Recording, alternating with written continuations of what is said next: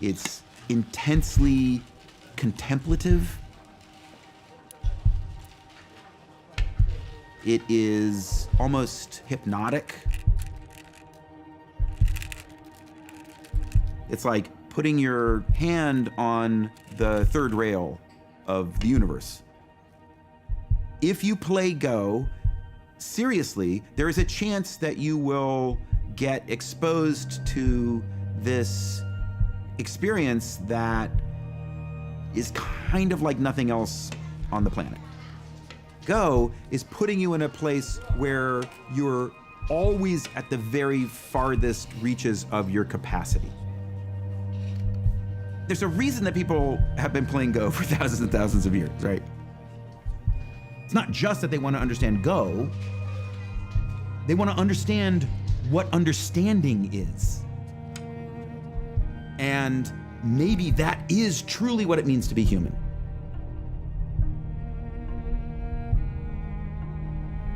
When I was a kid, I loved playing games. I started off with board games like chess, and then I bought my first computer when I was 8 with winnings from a chess tournament. Ever since then, I felt that computers were this sort of magical device that could extend the power of your mind. Virtual environments and games. We think they're the perfect platform for developing and testing AI algorithms. Games are very convenient in that a lot of them have scores, so it's very easy to measure incremental progress. So I'm going to show you a few videos of the agent system, the AI. So let's start off with Breakout. So here you control the bat and ball, and you're trying to break through this rainbow-colored wall. The agent system has to learn everything for itself, just from the raw pixels. It doesn't know what it's controlling. It doesn't even know what the object of the game is. Now, at the beginning, after 100 games, you can see the agent is not very good. It's missing the ball most of the time, but it's starting to get the hang of the idea that the bat should go towards the ball.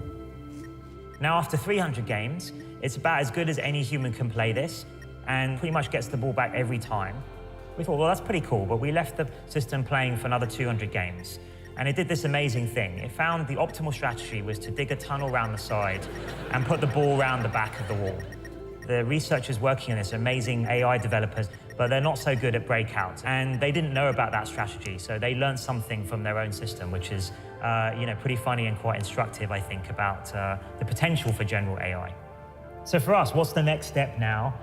Go is the most complex game pretty much ever devised by man. Beating a professional player at Go is a long-standing grand challenge of AI research.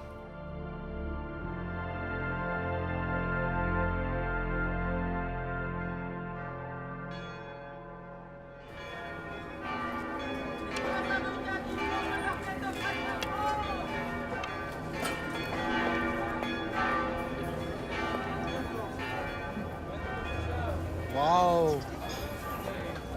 Tu veux vraiment me tuer, hein? Non, je tiens pas, mais je voudrais bien survivre à ça. Ah ouais, c'est ça, ouais, c'est ça.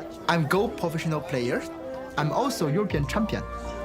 Ah là, t'auras beaucoup, t'auras jamais mourir en fait. C'est juste qu'une fois que tu vas te tuer, t'es tellement content et que t'es paniqué. Tu as peur que la victoire s'échappe.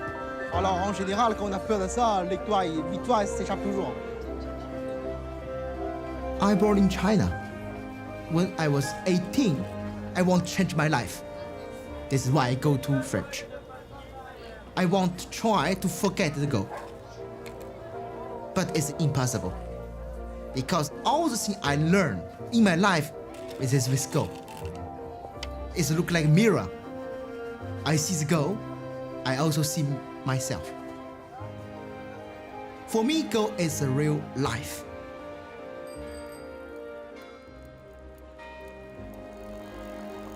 Dear Mr. Pham, my name is Demis Hassabis. I run an artificial intelligence company based in London called DeepMind. As the strongest Go player in Europe, we would like to invite you to our offices in London, both to meet you in person and to share with you an exciting Go project that we are working on. If you would be interested in coming to visit us, please let us know. Many thanks. Kind regards, Demis. When I see this email, I don't know if it's true or not. I will accept about this. Why not? For me, everything is adventure. I want to go to visit DeepMind to know what is this Go project. The first visit, I think maybe I want me sit in the special room, push many wire in my hand, and also my body, let me play to scan my brain. I don't know, to make some research. We needed to get Fanway to DeepMind to see we were a serious operation and we were serious people doing proper research. And the search time is getting better and better. Like as we go from, for example, 1 to 8 in any one of these, it always goes up. We think of DeepMind as kind of like an Apollo program effort for AI. Our mission is to fundamentally understand intelligence and recreate it artificially. And then once we've done that, we feel that we can use that technology to help society solve all sorts of other problems. If we step through the actual game, we can see kind of what AlphaGo thinks, what's the most likely variation that it thinks will happen. We've been working on AlphaGo, our program to play Go, for just under 2 years now.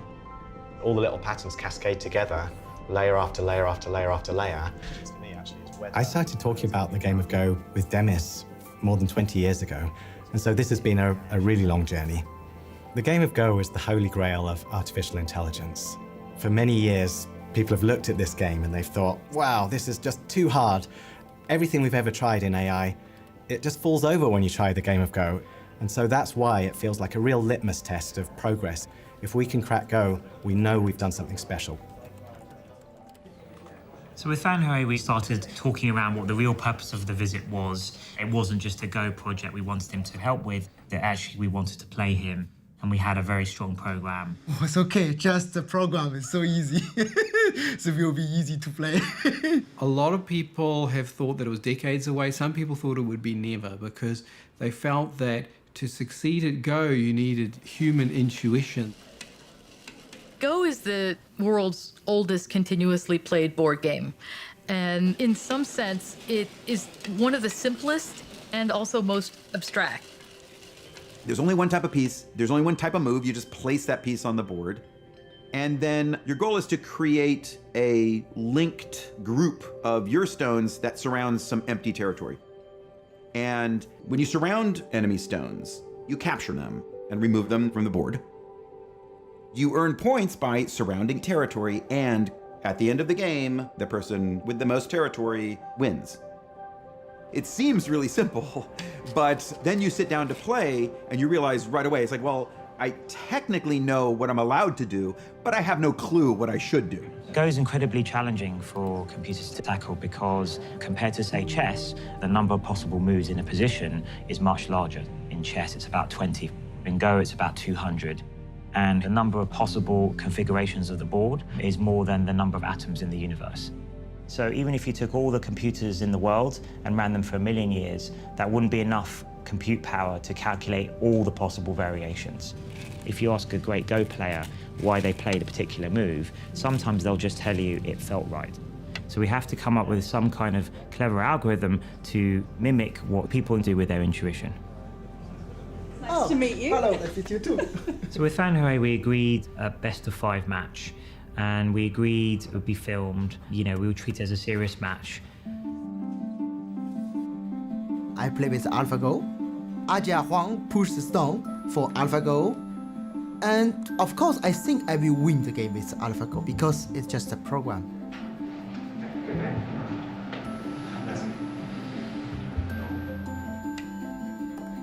The first game, I make some mistake and I lose the game. In that first match, I think something clicked for him that this wasn't an ordinary Go program. We weren't just doing the same as everyone else, that something new was happening. The second game, I try to change my style. But the problem is also I lose the second game. And also for third game, the fourth game, even the last game. I lose 5-0. AlphaGo win all the game. After losing, you can feel his pressure is getting heavier and heavier. And several times after the game, he said he wanted to go out for fresh air. I said, oh, I can go with you and have a chat. He said, no, I want to go myself. I feel something very strange. I lose this program. And I don't understand myself anymore. I worried whether he'd even come back.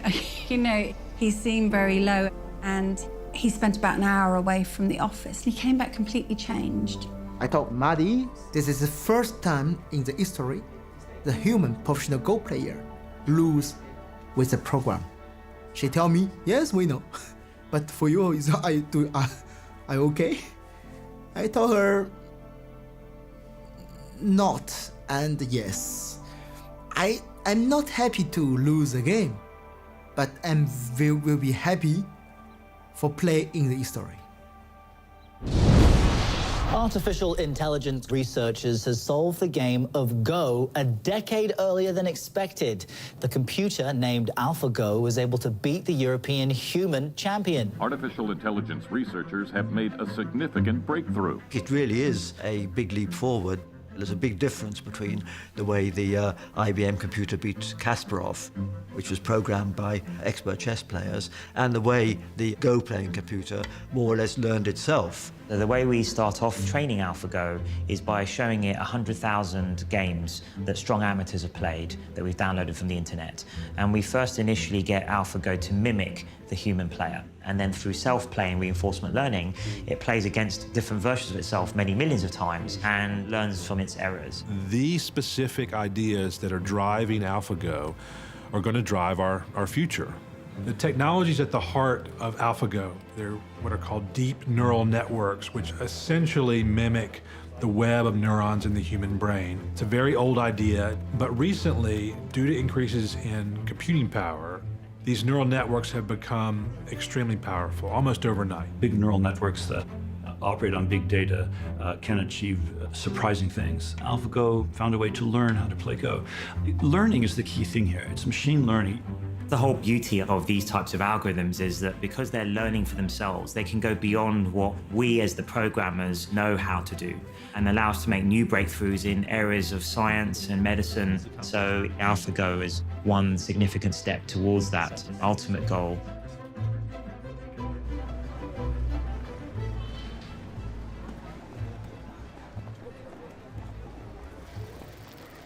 My wife called me.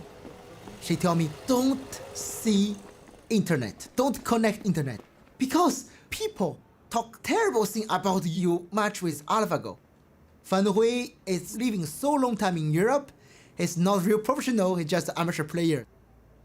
This is so hard for me, so hard.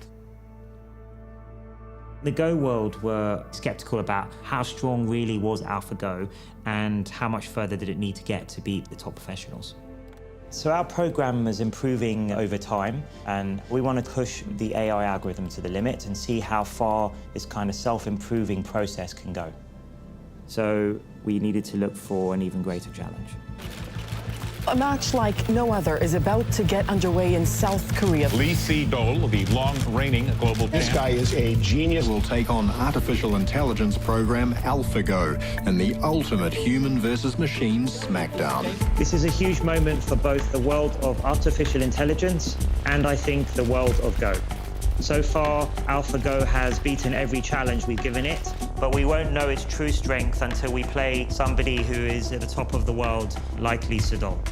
We chose Lee Sedol because we wanted a legendary historic player, somebody who has been acknowledged as the greatest player of the last decade.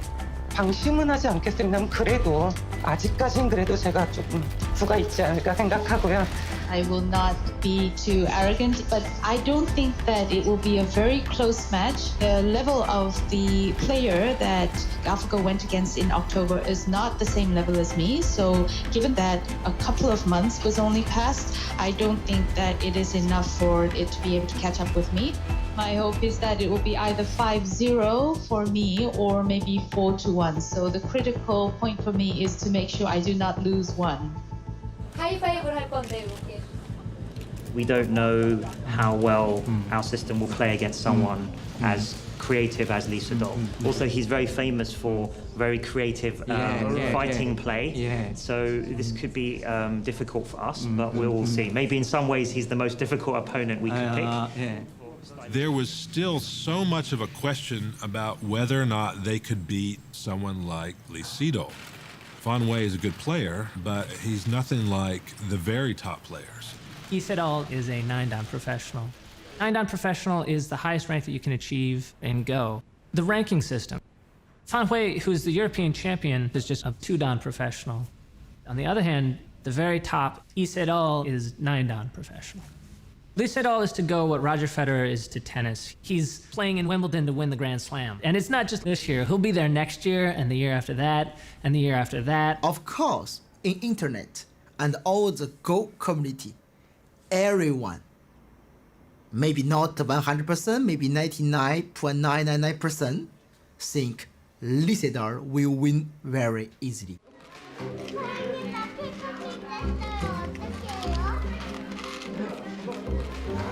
옳지, 돌 예쁘게 잡고. 그렇게 돌을 예쁘게 이렇게 하지 말고 이렇게 잡지 말고 돌을 이렇게 예쁘게 잡아. Go is taken seriously in Korea. It's so much part of the culture, like breathing or, like taking swimming lessons or something. On the surface, it's a game, but inside had a very deep philosophy. Go board reflects the individual who's playing. The truth gonna show itself on the board. You won't be able to hide it. In ancient China, Japan, Korea, Go is one of the 4 noble things, like 4 accomplishments for literati, with music, poetry, and painting. So people think the Go players are very smart and very noble. 자, 졌어도 괜찮아. 열심히 둬야 돼요. 자세 바르게 하고 옳지. 차렷.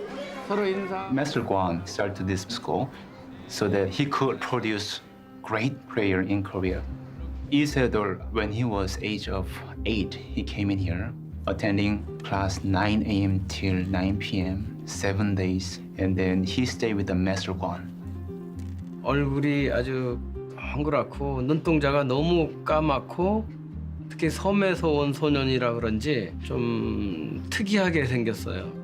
그러나 눈빛이나 이런 것은 보통 일반 애들하고는 다르게 눈빛에서는 아주 빛이 났죠. Lee Sedol was a little boy that I remember when I was a student studying Go.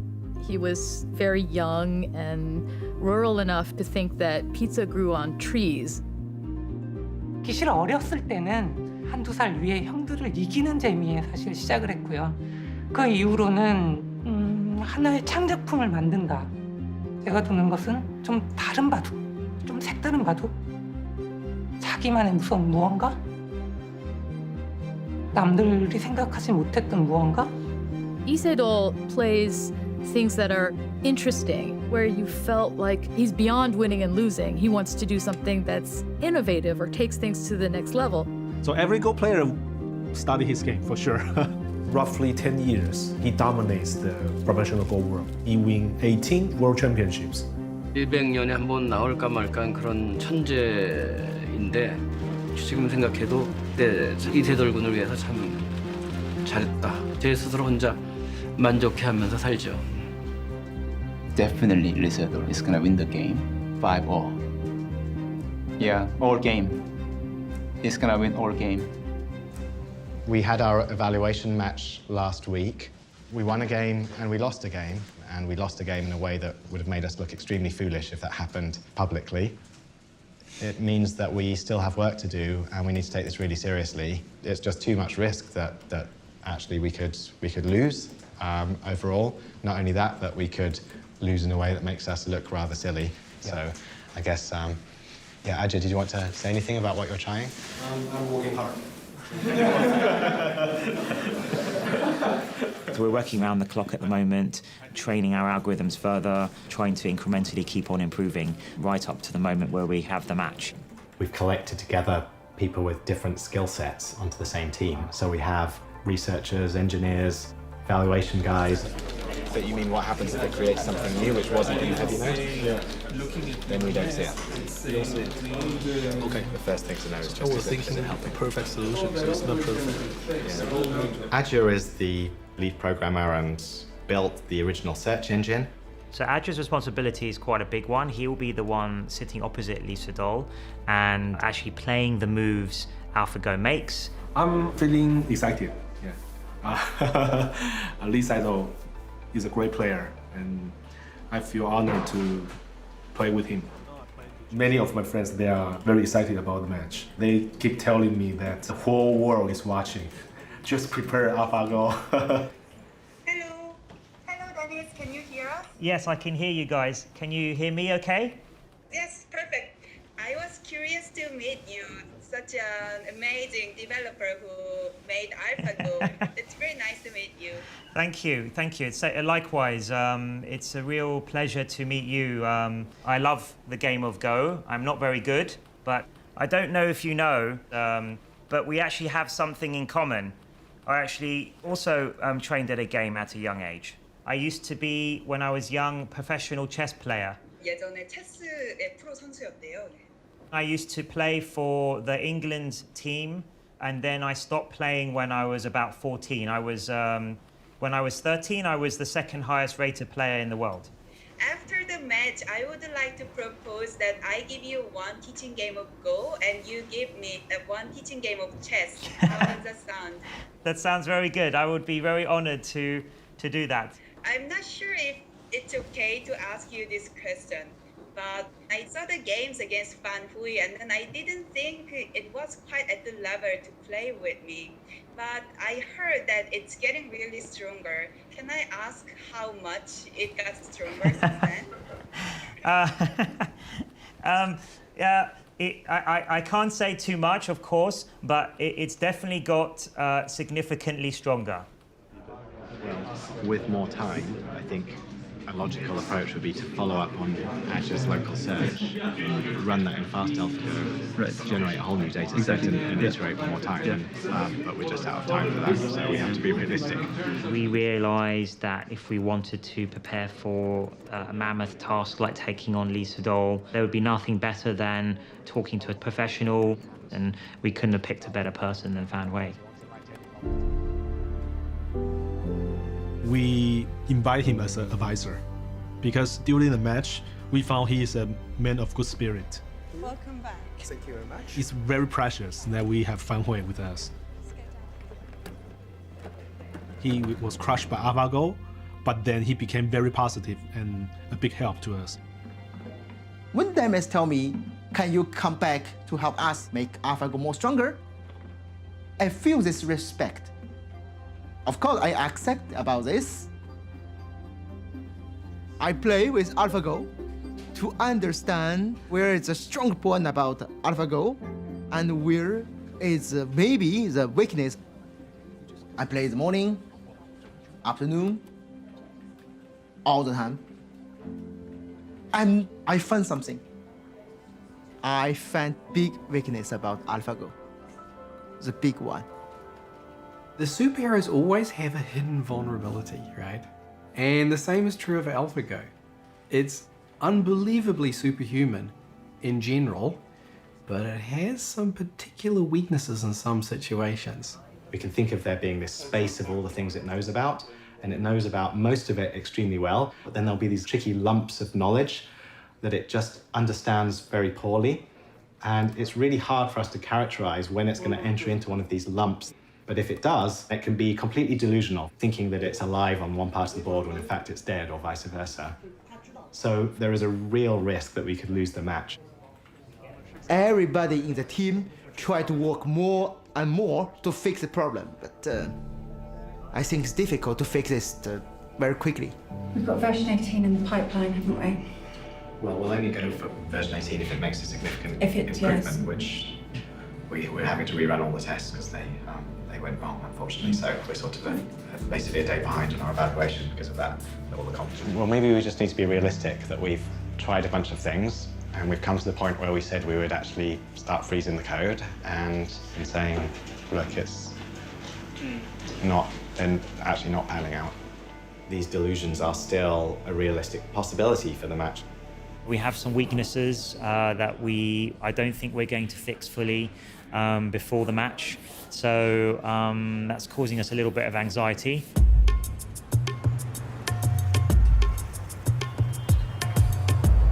Lee Sedol is getting ready to rumble.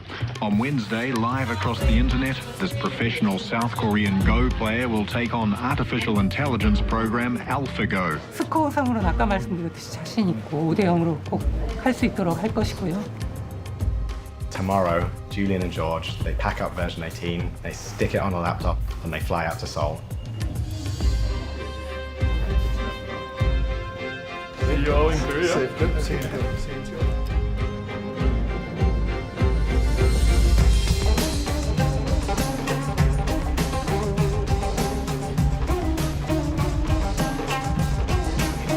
Everything is all set for the victory against Isidore? Everything is set, I think, but when I get to the hotel, I'm going to catch up with the team.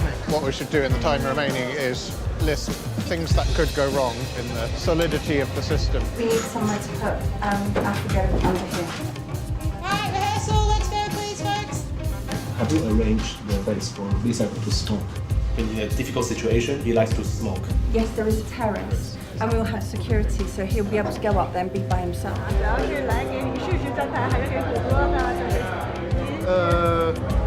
我这个位置也比较尴尬，不过你看我穿的衣服，我这个。哦，明白明白。我是这次裁判。 When I got here, I didn't expect the attention on the match. It was literally front page news. You know, about 8 million Koreans play the game of Go, and even those who don't, recognize Lee Sedol. He's a national figure. And so there's that, right? There's some national pride involved, but it's more than that. Just the very thought of a machine playing a human at something like this, I think, is inherently intriguing to people. We could bring him in. That's great.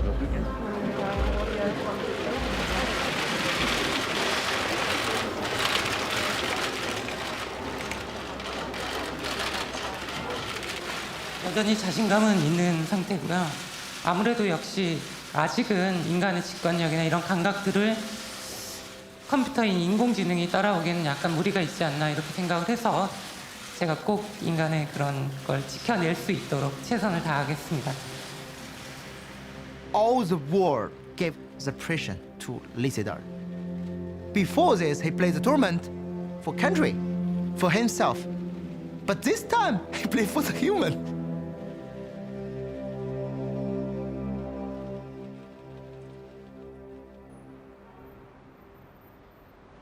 I just really hope we win this first game.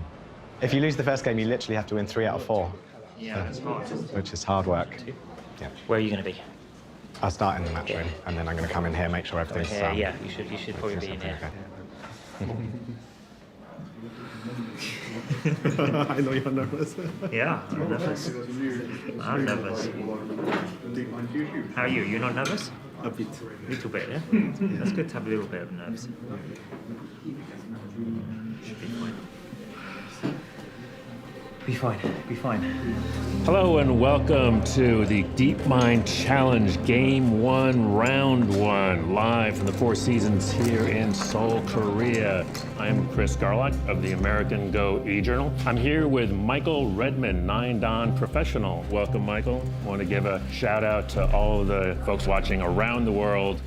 Well, the excitement's pretty palpable here in the hotel. I've never seen a crush of interest of reporters from around the world. The media is overwhelming. 그동안 알파고라고 한다면 화점을 즐겨두어 왔었는데 글쎄요, 5개월 동안 달라졌을까요? All right, folks, you're here. You're going to see history made. Stay with us. 5 minutes, guys. 5 minutes.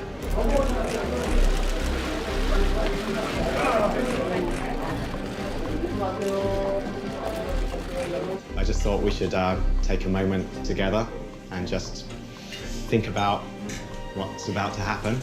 Extremely excited to be there, extremely proud of every one of you and what we've done. And win or loss, I think it's just amazing that we're here. 아빠 기계가 하고 싸우니까 좀 이상하지 않아요? 아직은 기계가 사람을 바둑에서 이기진 않았으면 좋겠어요.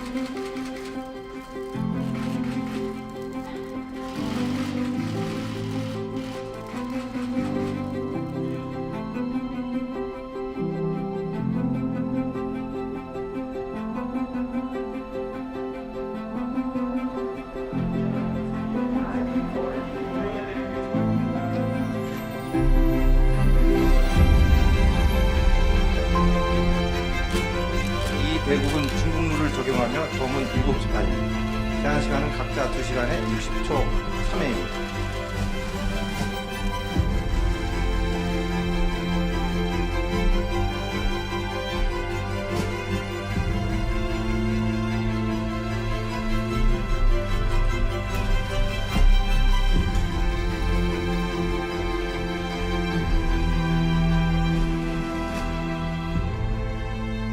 도를 가려주시기 바랍니다. 이세돌보다 뭐 선택하셨습니다. 대국을 시작해 주시기 바랍니다.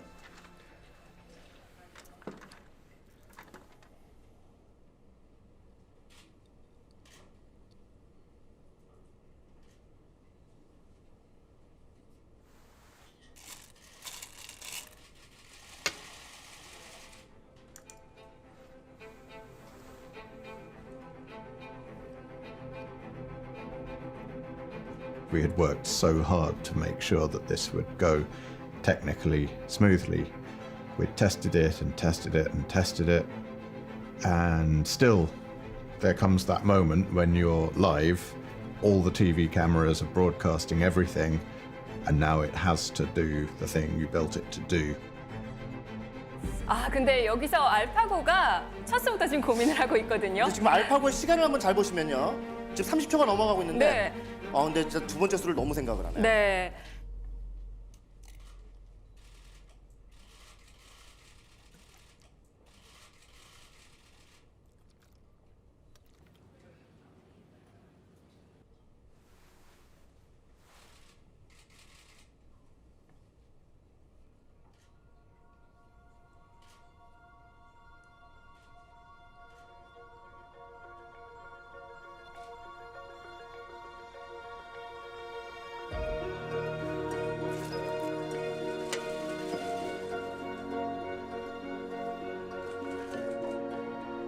I was a bit nervous. It's the first time that I sit in front of a world-class Go player. And I actually can feel the spirit and courtesy of a great Go player like Lee Saito. Because I think it is the first time he faced a strange opponent. I think it's not a human, has no emotion, it's cold, but he stayed very calm. And I can feel his mental strength.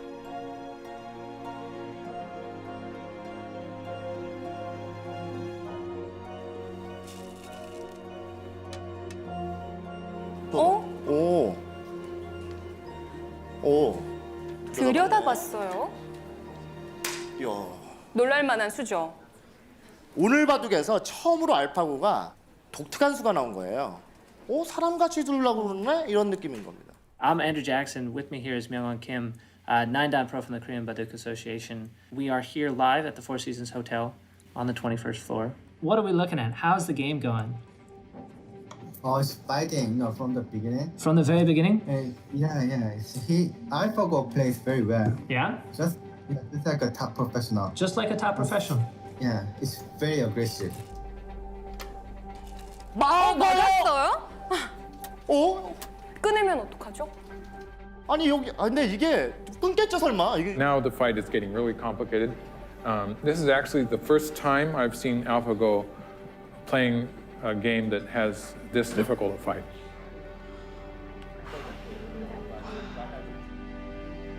이세돌 구단이 이거 약간 흔들릴 수 있겠습니다. 알파고는 당연히 1분에서 1분 30초는 쓰는 거예요, 무조건. 확실히 이런 부분은 사람에 가깝진 않네요. 자기가 고심해봐야 소용이 없어요. 상대는 무조건 다 한다듯이 빨리 둬요. I just saw him looking at his opponent's face, and that's just a kind of a habit. It's just an instinct as a player to look at the person across the Yeah, board. it's sort of like something that Lee Sedol would do when he was wondering how his opponent was feeling. Right. It's just a habit.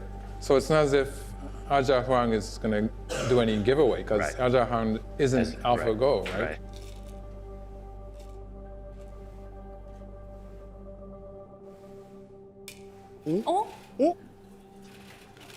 왔다 갔는데 지금 이세돌 구단이 잠깐 미소를 지었거든요. 지금은 이건 착각이었던 것 같아요. 아니요, 말도 안 되는 소리를 듣을 뻔했잖아요, 지금. 지금 여기 왔다 갔거든요. 지금 뭐 하는 거예요, 지금? 아니 거기 두면 오늘 졌어요, 이봐도. 지금 지금 여기를 두려고 하다가 이게 그냥 손이 아무 생각 없이 들어갔어. 워낙 실력이 많다 보니까. 아니 지금 힘들어요, 굉장히. 그러니까 당황했어요, 약간. 이것이 저희가 이제 가장 두려워하는 건데. 네. 흔들린다라는 흔들린다. 건가요?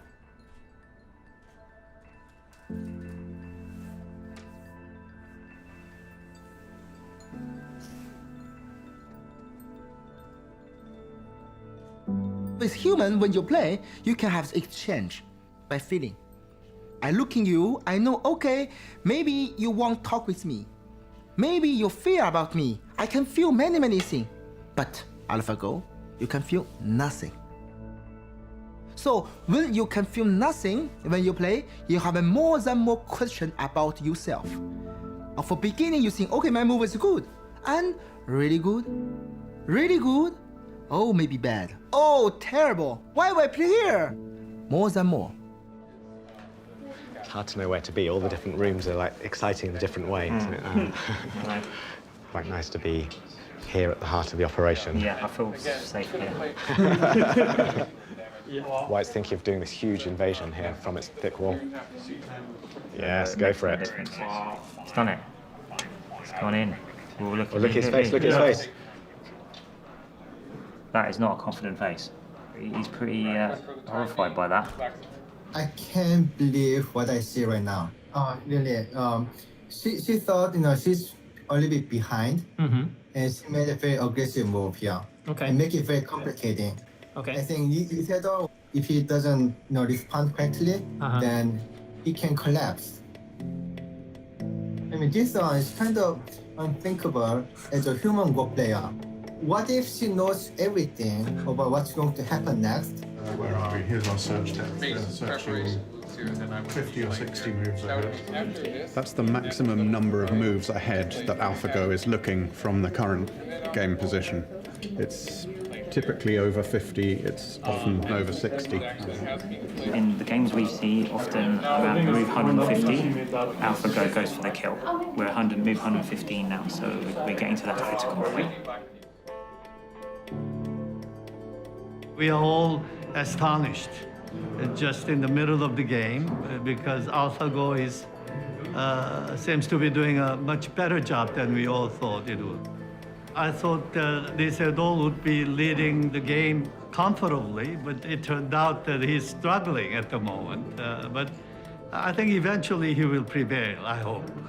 I was, more 5-0, but now I'm not sure about that.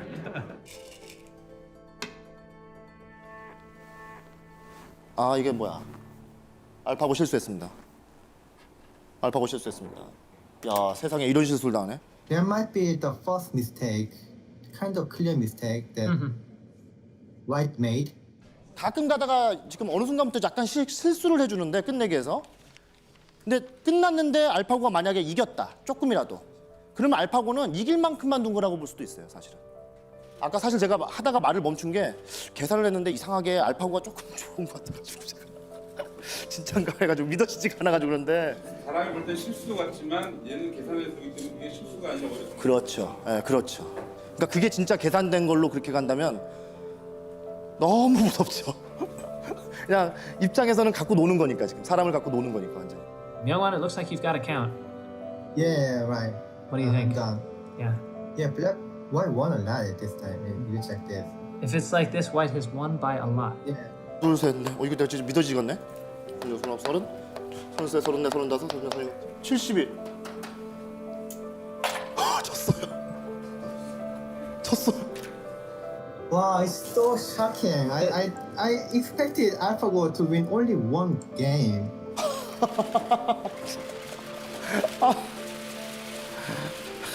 진짜.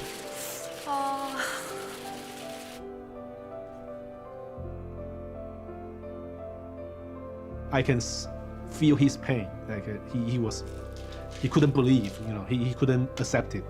It takes time for him to accept the outcome.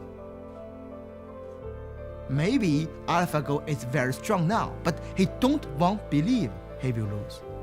It's just the Go Porsche player. We can't believe this Because for us, it's something very, very far. It's not can be coming now. It's impossible. But in reality, it's now. I think he resigned in a very polite way. Lee Sedol, he is black, but he put a white stone.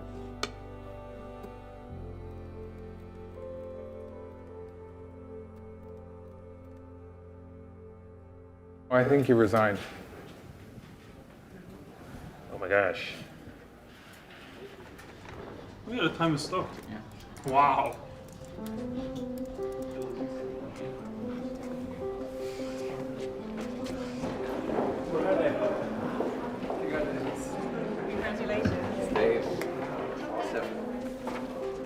I feel really good. I feel like I really believe in AlphaGo. Of course, it's natural that humans want humans to win. I mean, I think that's a natural response. But AlphaGo is human created, and I think that's the ultimate sign of human ingenuity and cleverness.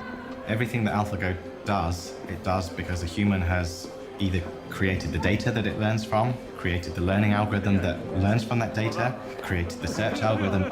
All of these things have come from humans. So really, this is a human endeavor.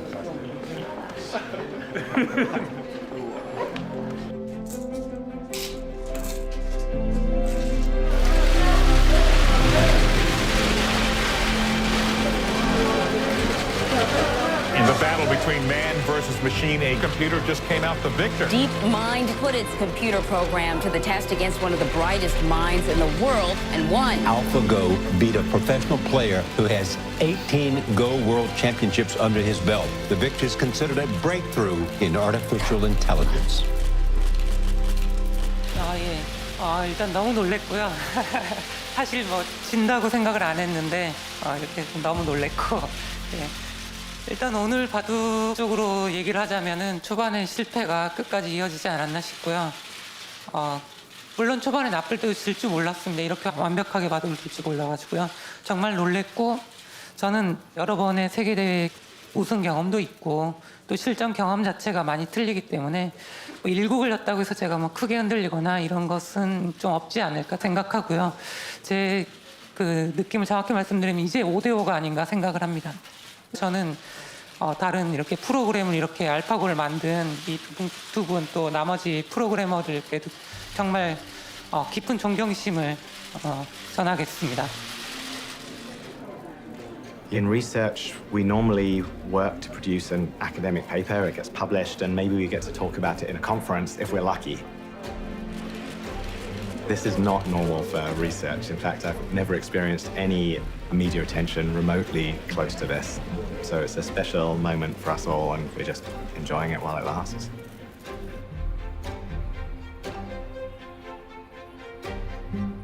In a matchup between man and machine, who wins? Well, so far, it's the machine. In Seoul, South Korea, the artificially intelligent computer defeated the global champion in the ancient Chinese board game Go. Lee Sedol lost the first matchup, but he's got 4 more chances. 잠깐만요. 이 사람들이 여기 그 이세돌하고 바둑 하는 사람들이거든요. Oh, we are not responsible. It's just the man in the beat. Sorry. It is a bit strange being the front cover and everything as a computer scientist. Normally you sit there in your corner, you code, nobody really knows about it. Perhaps heard the joke, how can you tell that a computer scientist is an extrovert and not an introvert? If he's an extrovert, he looks at your shoes when he's talking to you instead of at his own. Like if you look at Aja, he avoids all the cameras like crazy. He's like, the game is finished and he's like out the back and back in his room. And I think a lot of computer scientists would be like that. We were more about doing our work than standing in the spotlight. Hello and welcome to Game 2, Round 2 in the Google DeepMind Challenge throwdown between man and machine. Game 1, the machine takes down man. Huge shock. Headlines around the world. The reactions on the ground here from the folks in Korea were just stunned. They estimate 60 million people watched the game in China alone. Probably bringing up to maybe 80 million people watch this game worldwide.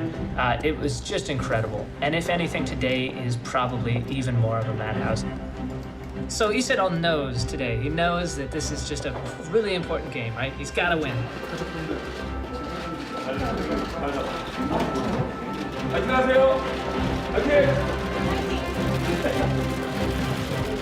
표정을 보니 어떤가요? 좀 긴장한 모습이 보이나요? 네, 아주 긴장을 많이 한 것 같고요.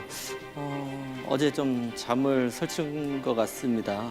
Isidol on white, I think probably looking for a little payback. My impression is that maybe he underestimated AlphaGo and he's going to change his tactics. Yeah, but Lee's playing much slower today, which is going to affect us. He's playing at half the speed, actually. 서로가 뭐 이렇게 재밌다, 누가 좋다 이렇게 얘기하기는 힘들 것 같습니다. 나왔던 두 수를 보면은 알파고가 굉장히 또 약한 느낌이 드는데 이런 거에 또 방심을 하면 안 되거든요. 네, 저도 어렵네요. 감이 지금 안 잡히는데요. Well, if I say anything about AlphaGo that is not normal is maybe the way it handles a game when it thinks it is ahead. Yes, we're actually going to have a visit from one of the team, and we'll talk about exactly that point from the inside. Thanks so much for coming by, Thor. I really appreciate it. Can you sort of share a bit of what is going on in AlphaGo? So AlphaGo has these three main components.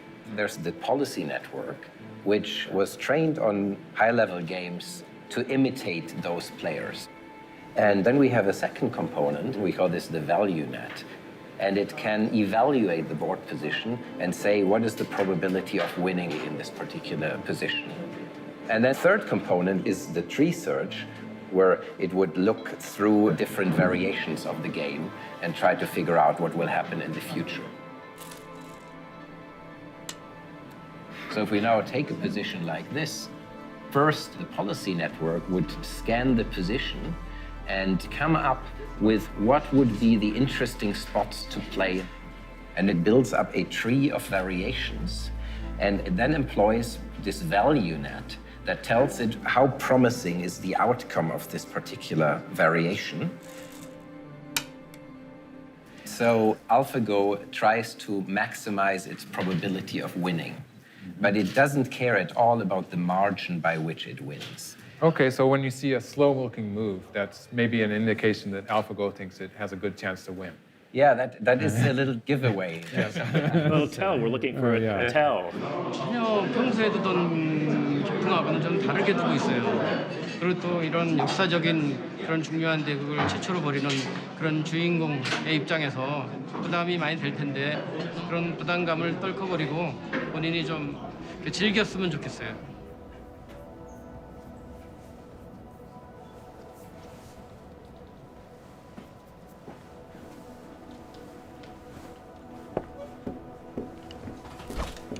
Ooh, looks like Lee is taking a little bit of a break.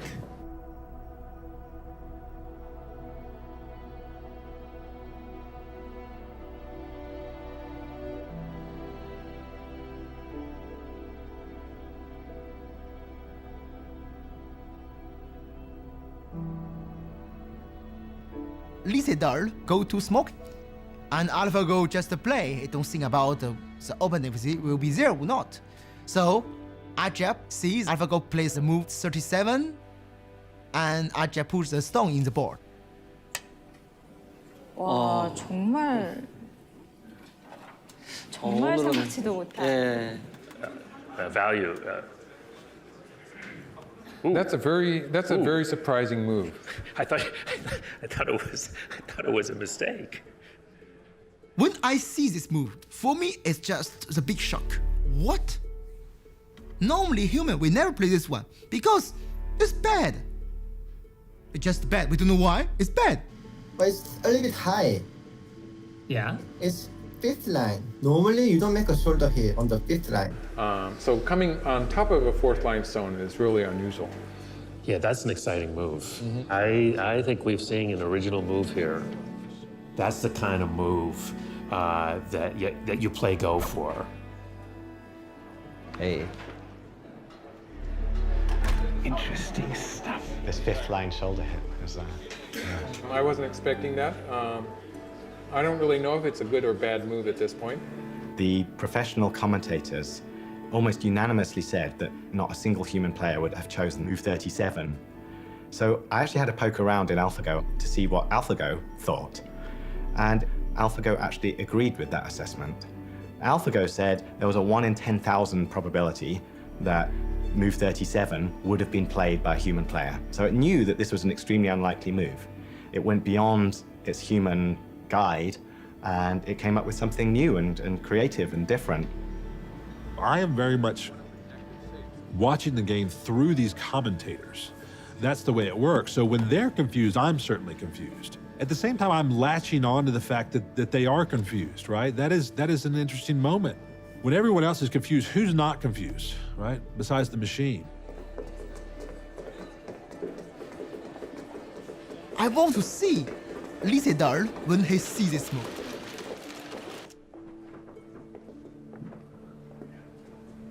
He's back, Lee is back.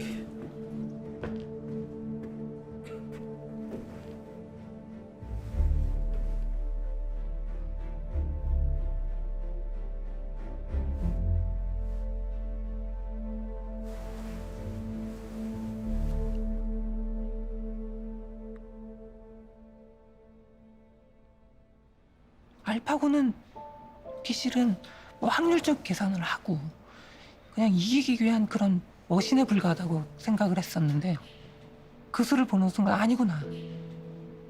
충분히 알파고도 창의적이다. 정말 아름답고 바둑의 그런 아름다움을 잘 표현한 수고 굉장히 창의적인 수였다. Normally he think about 1-2 minutes, no more.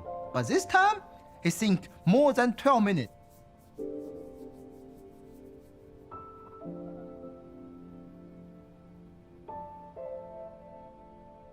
The more I see this move, I feel something changed. Maybe for human we think it's bad, but for AlphaGo, why not?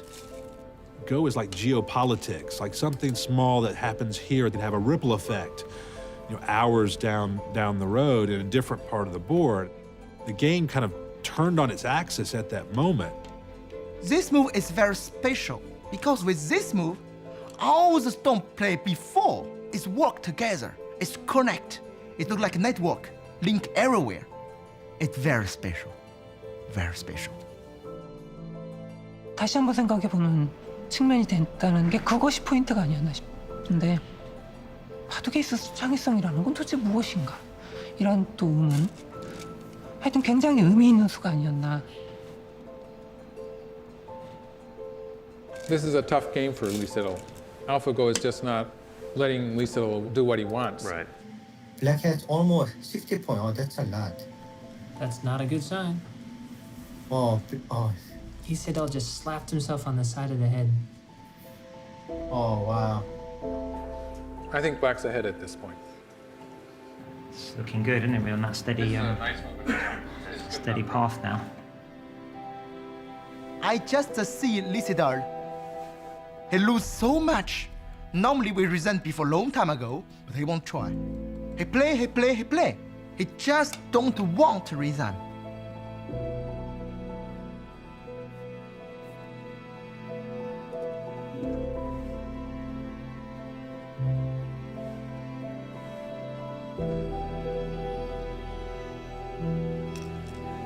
Because then White, he resigned. It looks like Lee Sedol has just resigned.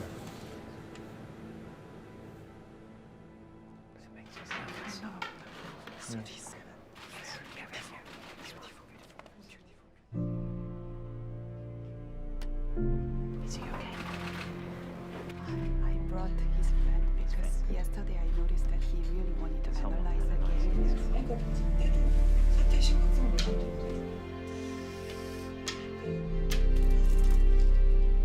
There was this heavy sadness over that whole floor. You could feel it during the game. I felt it during the game.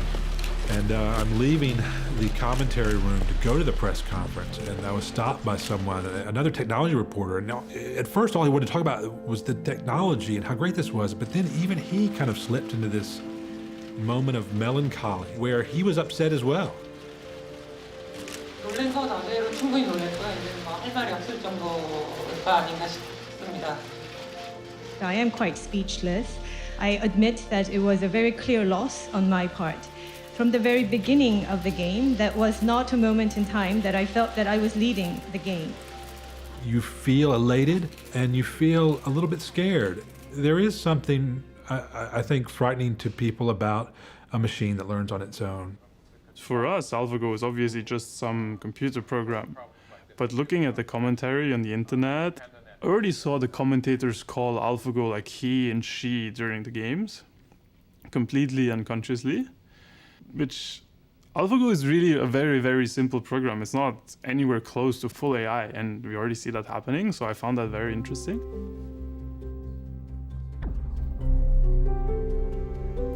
The tendency to anthropomorphize AI systems is one of the big obstacles in the way of actually trying to understand how AI might impact the world in the future. For example, the conversation is about what could go wrong, like what the risks are. Then invariably you see this Terminator picture. Every single time there are these red glowing eyes, right? We're really closer to a smart wash machine than Terminator.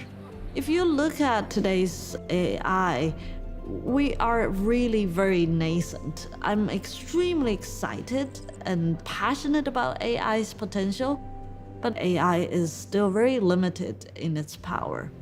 I think that people are right to think that there is a danger that as we continue to improve these systems, that we might miss that threshold where we do cross over into danger. But the good news is that there are already people thinking about those dangers. You know, there's a lot of talk now, and we're leading the discussions on this, that maybe there should be a kind of cross-industry best practices working group or something. Right. Where the leaders of the research teams in those organizations, the big ones that are working on AI, IBM, Microsoft, so on, come together and make sure that AI is used ethically and responsibly. I think what is important is that there is this community of people who are leading the cutting edge of AI, who are interacting with academics and already are thinking about the long term and how we can ensure that innovation is responsible as the power of these machines gets even greater. This is it, folks. Day 3, game 3, Lee Sedol, Go Master, back to the wall. He's down 2-0. He's got to win today to keep hope alive. 이세돌 구단이 2국을 지고 난 후에 하루 정도 휴식일이 있었는데 이 동료 후배 기사들과 뭐 언론에도 나왔죠. 밤새 새벽까지 바둑 연구를 했다고 합니다. I heard that 4Pros, went to visit him to console him and to review AlphaGo's. Console him? You think he's upset, or I mean Isidor's upset. Yeah. In the beginning, there was a fierce fight, and then AlphaGo played very well, so he secured a very early lead. From move 50, the win rate was very high already, and it was climbing toward 100%. Oh, that's a great move. What's your probability rate? I'll tell you what it means. Now, 70. The shape move for whites. 지금 본인도 굉장히 이기고 싶을 텐데 자꾸 힘적 부담에 제가 모르게 자꾸 압박감이 더 점점 강해지는 것 같아요. 특히 오늘은 가장 심할 걸로 판단하고 있어요. 제 개인적인 생각으로는 게임이라는 게 막 이기려고 하면 질 수 있는 게 게임이니까. He tried to fight directly in the game, but it's not his style. When we change our style to play with opponent, normally it's very, very bad. So it's a game more easy for AlphaGo. It's looking good for us. Locally, I think it's... That black group is huge, and it's got nowhere to go, and it's going to be running around.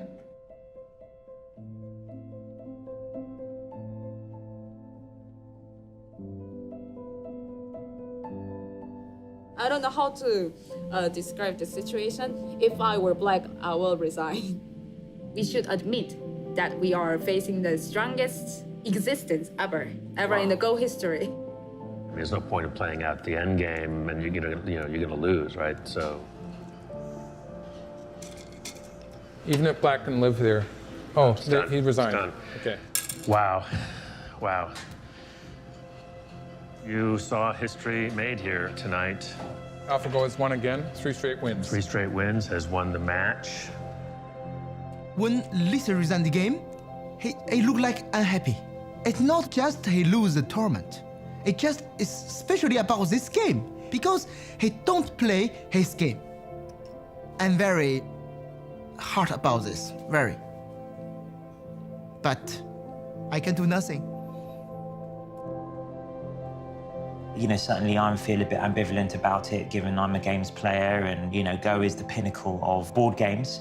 But I really like the statement one of the top Chinese professionals said of, if AlphaGo wins, maybe we'll really start to get to see what this game's about. I couldn't celebrate. It was fantastic that we'd won, but there was such a big part of me that saw this man trying so hard and being so disappointed.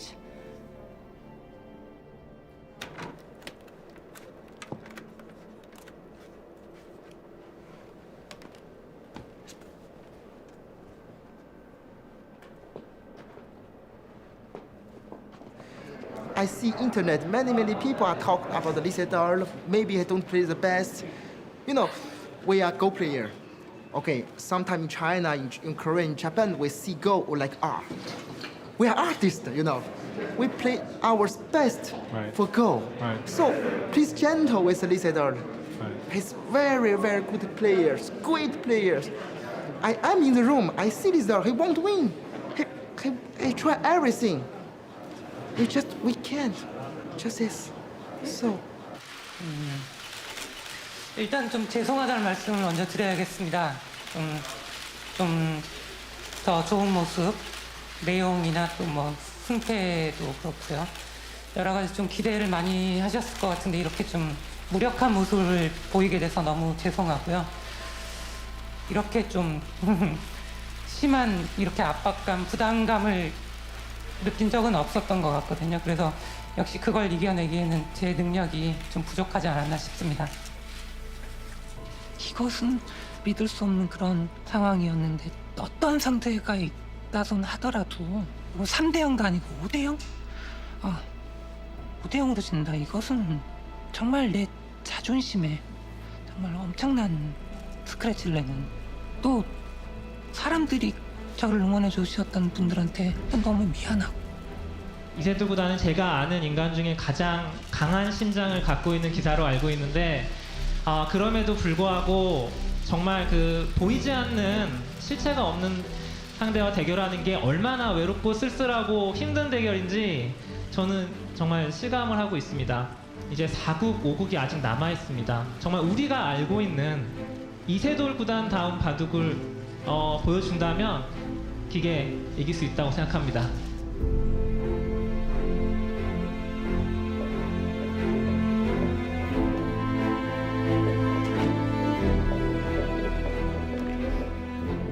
You could see that he was more relaxed after he had lost 3 games in a row.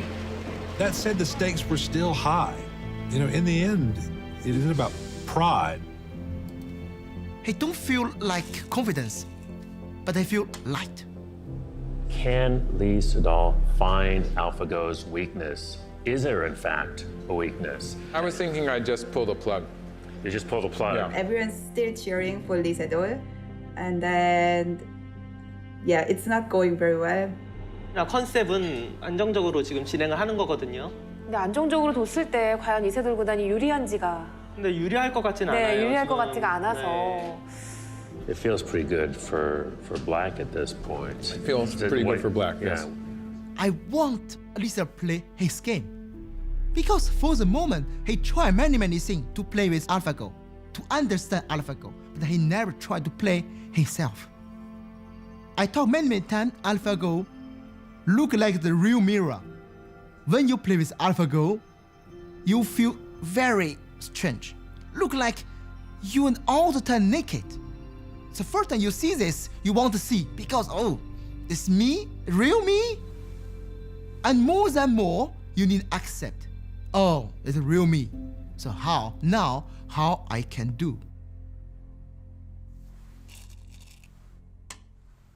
It's developing into a very, very dangerous fight.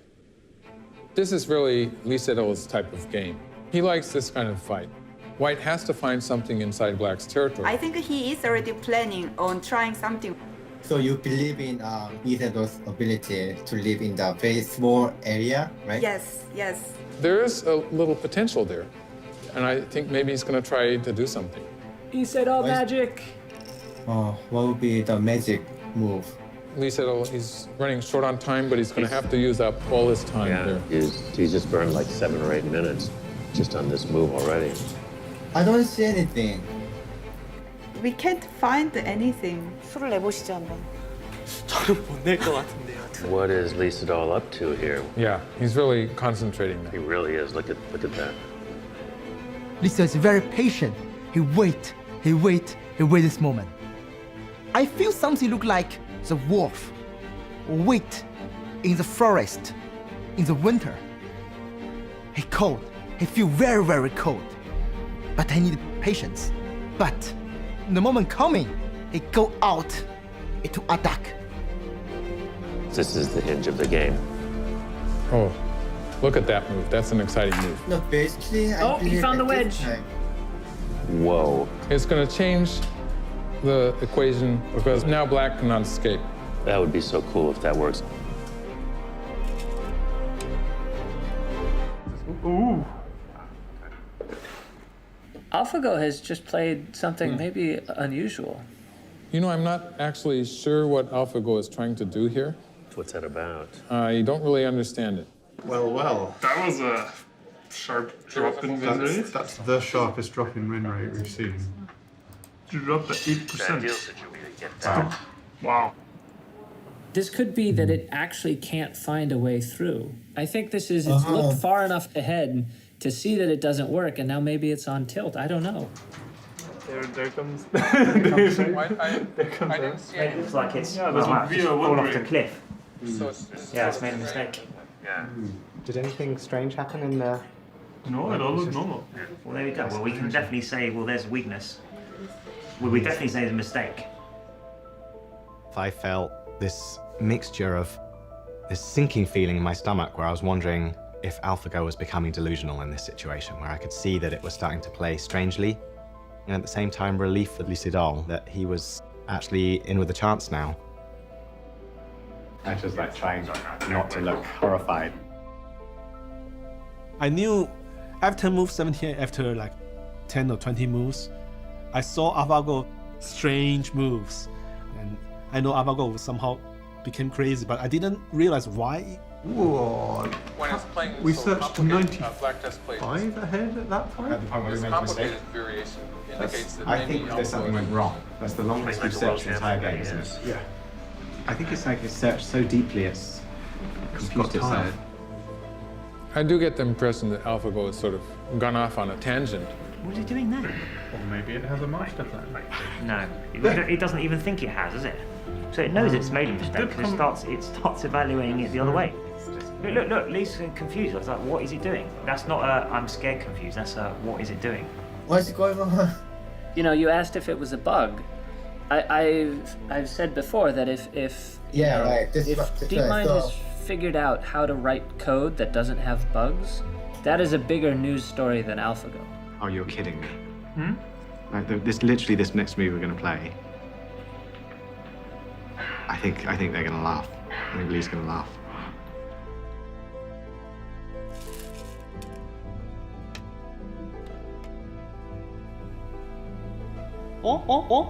뭐지? 아니 이거는 오늘 뭘 렉 걸린 것 같은데? I don't really know what AlphaGo is trying to do here.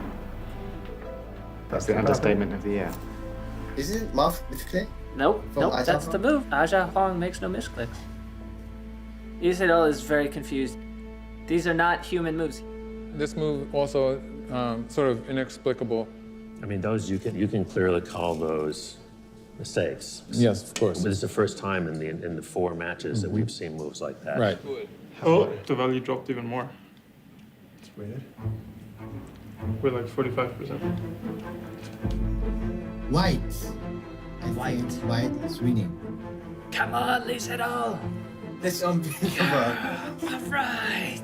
I was so confident that this Black Moya would just be consolidated by Black and that there was nothing there, and somehow he's just erased it all, like it's gone. So he's found his weakness. That wedge move probably surprised it. Yeah, the wedge. Yeah. AlphaGo seemed to have such a good game, and then this whole sequence in the center sort of changed that.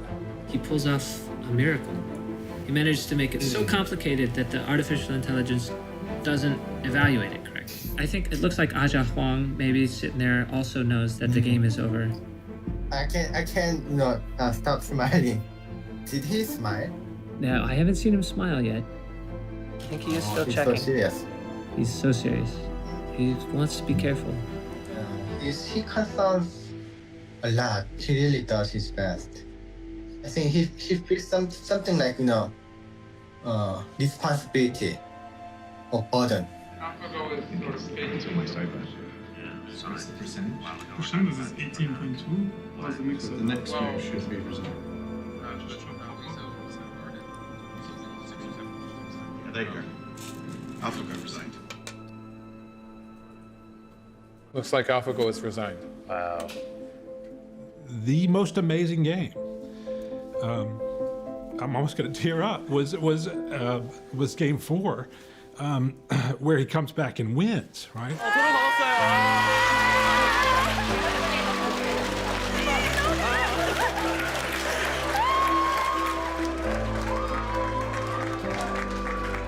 제 알파고의 패배의 순간 사람들이 한호를 했다라는 얘기를 들었는데 그 이유는 명확하죠. 약간의 무력감, 두려움. 아 정말 이렇게 우리 인간 나약한 존재였나.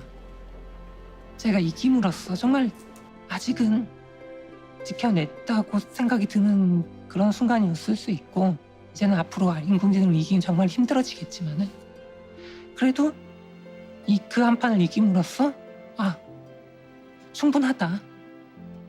이것으로 충분하다. I heard from so many people saying, they were running out in the street. They were so happy. They were chanting, they were celebrating. Especially after 0-3 down, at the time it seems to be hopeless that the end of the world is coming, but we see the light. Usually, I'm happy when I win, not like my colleague wins. But this time, it felt like my win. 내가 생각한 일이 좀 싫어가지고 그냥 일정에 막 이런 데 끼우는 것만 생각 못 하다가 한 판은 이겼네.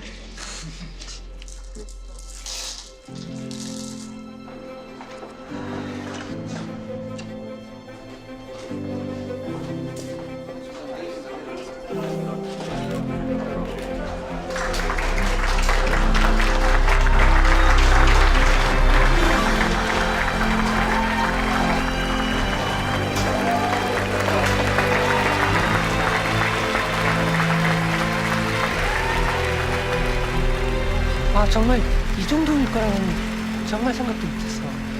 아 정말 믿을 수가 없었어. 믿을 수가 없어서 이거는 진짜. 예 감사합니다. 한 판을 이겼는데 이렇게 축하를 받아본 것도 처음인 것 같습니다. 이렇게 3연패를 당하고 1승을 하니까 이렇게 기쁠 수가 없습니다. 이 1승은 정말 그 전에 모았고 앞으로도 바꾸지 않을 정말 값어치로 매길 수 없는 그런 1승이 아닌가. My question is about number 78 move. Chinese top Go player Gu Li said it was a God's play. What were you thinking when you made that play? Thank you. 그 수를 둔 이유는 그 수뿐이 없었습니다. 그 장면에서. 다른 수는 아무리 찾으려고 해도 보이지가 않아가지고 어쩔 수 없었던 한 수였는데 그렇게 칭찬을 받아서 좀 오히려 좀 어리둥절합니다. Does leave me a little bit in awe of the human brain's power, in particular Lee's amazing ability to cause AlphaGo problems and find something seemingly out of nothing. And so we really want to understand what had happened. So it really was Lee's move. The key is the center. If the center go out, there is no chance. No, we were winning before this. But if AlphaGo thought it was winning and it couldn't convert that win, that means it wasn't actually winning. Otherwise, it would have had the right responses. Would we have played it? What probability does it give it as white? like 0.007% of everything. Is that in the position that he played? That's when he played it. I see. So we thought this was the one And inside also passing like move. Yeah. the value is really low. And So the God move was literally a God move because we believe that only 1 in 10,000 humans would have found that move. That's right. It doesn't come to mind as the top 5 in the top 5 moves that you would consider. Unless you're Lucidol, he said it was the only move. And he thought it was the only one, yeah. Remarkable, isn't it? Welcome back to the Four Seasons. World champion Lee Sedol went looking for AlphaGo's weakness in Game 4, and he found it. Today, last round, he's looking to see if he can repeat that. We'll see what happens. The place is a madhouse downstairs. Maybe as many, if not more, journalists here today than there were for Game 1. We all were really excited for the 5th match to see what would happen. Was this going to be a 3-2 thing or was it going to be a 4-1 thing? And, you know, there's a different message with both of those. For me, I don't think AlphaGo will make the mistake again. But who knows? Maybe it will coming. And Lee Sedol now have more confidence about this. Look like maybe Lee Sedol finds the key to open the AlphaGo. 오, 이거 돼요. 그러면 알파고가 착각을 했다 그럴 수도 있다 이거죠. 기대하셔도 좋을 것 같습니다. You weren't crazy about the timing on this move. Yeah. And now you don't approve of this. Yeah, I'm sort of thinking that maybe AlphaGo hasn't recovered from Game 4 yet. Yeah. Still so deleted? White has to do something about this idea. After Oh White no, I connects, hope he doesn't White play. connects No, after no, it needs to play that. Him play some move is bad move. I feel something, oh, maybe the weakness come back again. Are we seeing another short circuit, or is there something? What's? I think it could be a kind of a misreading. And you're pretty comfortable with saying that it's looking good for Lee Sedol? Good for Lee Sedol.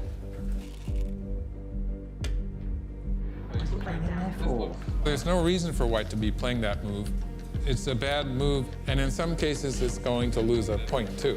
It is exactly the same thing. 91% certain now. Someone was telling me that maybe it had more to do with the neural networks, which I think The whole game, we thought that AlphaGo was wrong about the board position. We were super worried that, oh, it's going to play garbage, it's going to be like lose in a very embarrassing way. And this continued for the whole game. But this is a bit weird. When did they play that? Just now. So I don't know. I mean, it doesn't. Well, that we don't know, but we're not good enough Go players to know that, right? Yeah. As it turned out, none of us know Go well enough to accurately judge what AlphaGo is doing. But White is winning now. This one looks like White is winning. We all say some of AlphaGo moves are so weird and strange and maybe mistakes. But after a game is finished, we have to doubt ourselves, our judgment. AlphaGo making another kind of nonsensical throw-in. We're not really sure what that's about. This is what 10 or maybe 11 dot play looks like. It looks weird, and we don't quite understand it. I think it is important to study more about AlphaGo's mistake-like moves. Then maybe we can adjust our knowledge about Go. To me, the most amazing thing to come out of my understanding of Go as a result of watching AlphaGo play are the infamous slack moves. Well, there's something strange about the way it's playing because it's playing some moves that are not really necessary. Right. A slack move is a move that looks lazy. You can see these other better moves, and AlphaGo is rejecting them. But what I think AlphaGo is teaching us is that we've been using score as a proxy for chance of winning. So the bigger my margin of territory, the more confident I am that I'm going to win. And AlphaGo is saying, no. It shouldn't matter how much you win by. You only need to win by a single point. Why should I be seizing all this extra territory when I don't need it? The lessons that AlphaGo is teaching us are going to influence how Go is played for the next 1,000 years. Am I counting White won this game? How by how much? Are we talking 2 points? 1.5. 1.5 points. 1.5. Maybe half, 1.5. Of course, Go is just a game, but we could learn important lessons from a computer being so successful at Go. machines will have the capability not only to crunch through a huge amount of data, but also to analyze it intelligently. Just as in the case of the Go games, the machine made moves that surprised even the experts. And eventually the machines will gain our confidence because we will see that very, very often they make a better guess than we could have made as humans. 기본기가 잘 돼 있네요.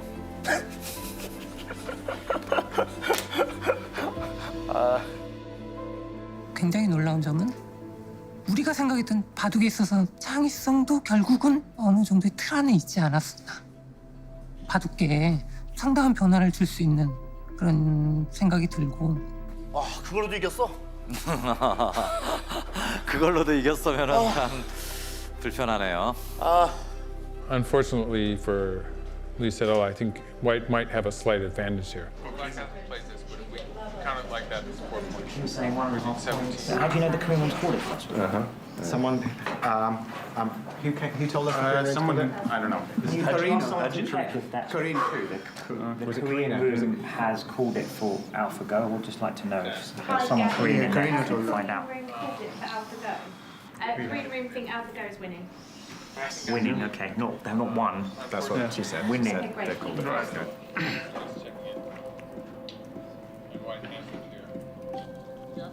AlphaGo's saying it's going to resign.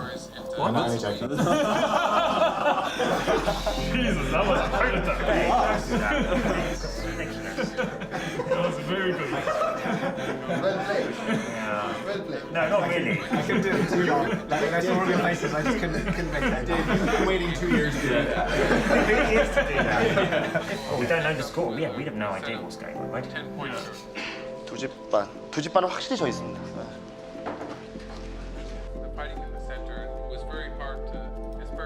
아, 돌을 포기할 것 같이 지금 네, 돌통을 한번 돌통으로 만졌죠. 지금 만지고 있거든요.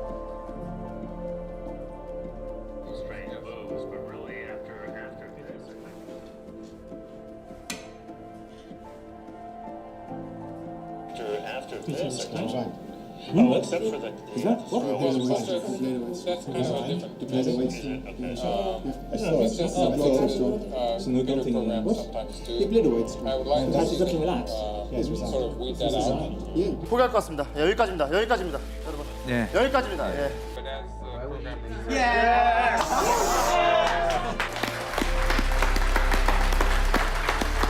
the program I mean, I think it's just really is a once in a lifetime thing. I would say it's the most amazing thing, yeah, I've experienced. You know, for us, it's the culmination of a 20-year dream. It started as a pure research endeavor. We just wanted to understand, can neural networks play the game of Go? And from there, it went on to a level that I never expected. And I'm unbelievably proud of the team. When I started doing artificial intelligence, it was 4 or 5 years ago, and I was really interested in that, but like many people would discourage me and they would say, okay, there is no future. So actually seeing that within 5 years we are at this stage right now, it's amazing by itself. Everybody say There are so many possible application domains where creativity in a different dimension to what humans could do could be immensely valuable to us. And I'd just love to have more of those moments where we look back and say, yeah, that was just like Move 37. Something beautiful occurred there. At least in a broad sense, Move 37 begat Move 78, begat a new attitude at Lee Sedol, a new way of seeing the game. He improved through this machine. His humanness was expanded after playing this inanimate creation.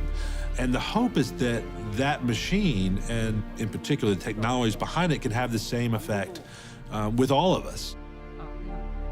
I remember hearing a talk by Kasparov, who says that a good human plus a machine is the best combination. This is a unique experience. Nobody can have this experience. Play with AlphaGo 5 games like this. So I hope Lee Sedol can find something in this 5 game, maybe some change in his game. I see today he fight. It's very good. Big master. Real big master. 이번 경험을 통해서 조금 더 성숙했다고 생각하기 때문에 그걸 정리 잘해서 앞으로 또 발전할 수 있도록 하겠습니다. 정말 내 바둑 두는 이유를 찾았다라는 느낌, 사람들이 이렇게 해줬을 때 그런 느낌? 정말 더 나아가자면 정말 바둑 잘했구나 그런 생각이 들 정도로 정말 저한테는 그 순간도 잊지 못할 것 같은 정말 그런 경험이었습니다. This even is done, but for all the story, maybe it's just the beginning. We don't know. It's just when I play with AlphaGo, he showed me something. I feel beautiful. Just it. I see the world different before everything began. What is real thing inside the Go game? With this thing, I will change something with my game. Maybe he just can show humans something we never discovered. Maybe it's beautiful.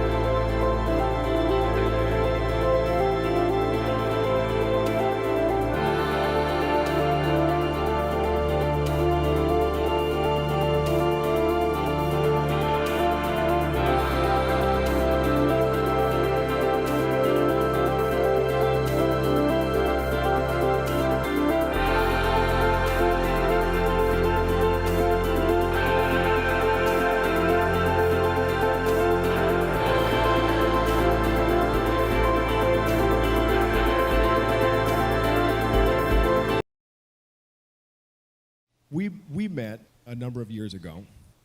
In part, I was writing a movie. I was going in to pitch a movie called Interstellar. At the time, Steven Spielberg was the director, and he wanted to do a grounded movie about the future of space travel. So I came in and my pitch was very short. I said the movie's going to be 10 minutes long because it's not happening. This was about 10 years ago. We're not going. There's no money left. This is not a priority for us anymore. And then in the course of, and somehow I got the job, in the course of writing the movie, working with Kip Thorne, who's a physicist, invited me to a physics conference one night, and I got seated next to Elon. We've been friends ever since. The irony of that being, I wound up becoming friends with a guy who I think personally is moving the needle back in the other direction, kind of by himself at this point, more than anyone I can think of. So the net result is, I think we are going back to the moon. I think we are going to Mars, and I think a lot of it is because of you. So one of the questions we've got here today.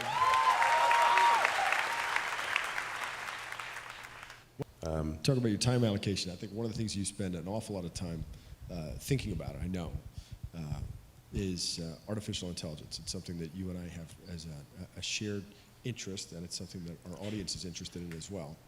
The question here is, a lot of experts in AI don't share the same level of concern that you do about the dangers of AI. Fools. What Famous last words. What specifically do you believe that they don't?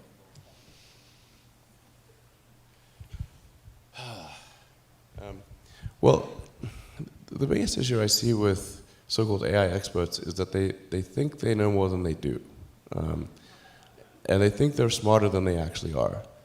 In general, we are all much smarter than we think we are, but much less smart, dumber than we think we are, by a lot. So this tends to plague smart people.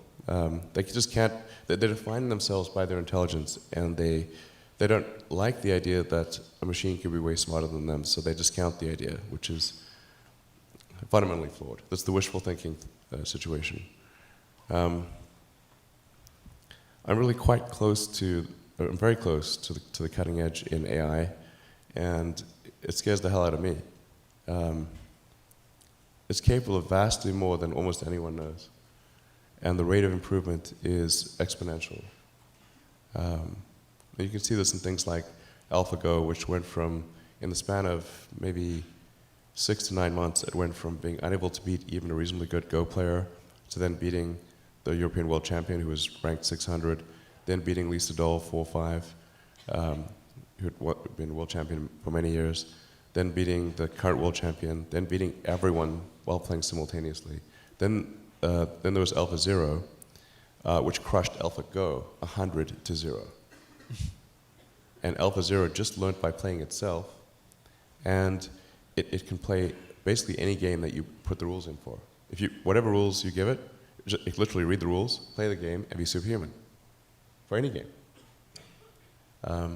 Nobody expected that rate of improvement. If you ask those same experts who think AI is not progressing at the rate that I'm saying, I think you will find that their predictions for things like Go and other AI advancements have their batting average is quite weak. It's not good. We'll see this also with self-driving. I think probably by end of next year, self-driving will encompass essentially all modes of driving and be at least 100 to 200% safer than a person by the end of next year. We're talking like maybe 18 months from now. NHTSA did a study on Tesla's Autopilot version 1, which is relatively primitive, and found that it was a 45% reduction in highway accidents. And that's despite Autopilot 1 being just version 1. Version 2, I think, will be at least 2 or 3 times better. That's the current version that's running right now. So the rate of improvement is really dramatic. We have to figure out some way to ensure that the advent of digital superintelligence is one which is symbiotic with humanity. I think that's the single biggest existential crisis that we face, and the most pressing one. And how do we do that?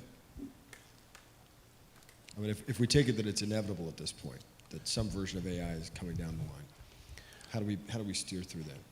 Well, I'm not normally an advocate of regulation and oversight. I mean, I think one should generally err on the side of minimizing those things. But this is a case where you have a very serious danger to the public. And so therefore, there needs to be a public body that has insight and then oversight on to confirm that everyone is developing AI safely. This is extremely important. I think the danger of AI is much greater than the danger of nuclear warheads by a lot. And nobody would suggest that we allow anyone to just build nuclear warheads if they want. That would be insane. And mark my words, AI is far more dangerous than nukes. Far. So why do we have no regulatory oversight? This is insane. Well, it's a question you've been asking for a long time. I think it's a question that's come to the forefront over the last year, where you begin to realize that it doesn't necessarily, I think if we've all been focused in on the idea of artificial superintelligence, right? Which is clearly a danger, but maybe a little further out. What's happened over the last year is you've seen what I've been calling artificial stupidity. You're talking about, algorithmic manipulation of social media. Like we're in it now. It's starting to happen. How do we? What's the intervention at this point? I'm not really all that worried about the short-term stuff. Things that are, like narrow AI is not a species-level risk. It will result in dislocation, in lost jobs, and sort of better weaponry and that kind of thing. But it is not a fundamental species-level risk, whereas digital superintelligence is. So it's really all about laying the groundwork to make sure that if humanity collectively decides that creating digital superintelligence is the right move, then we should do so very, very carefully. Very, very carefully.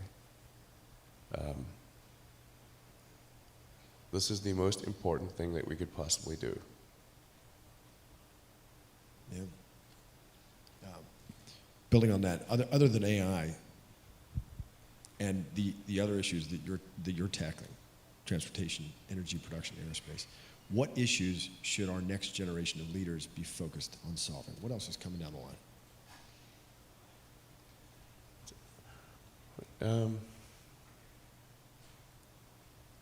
Well, I mean, there are other things that are on a longer time scale.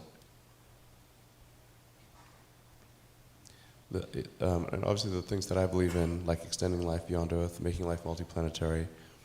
I'm a big believer in sort of Asimov's Foundation series, or the principle that you really want to, I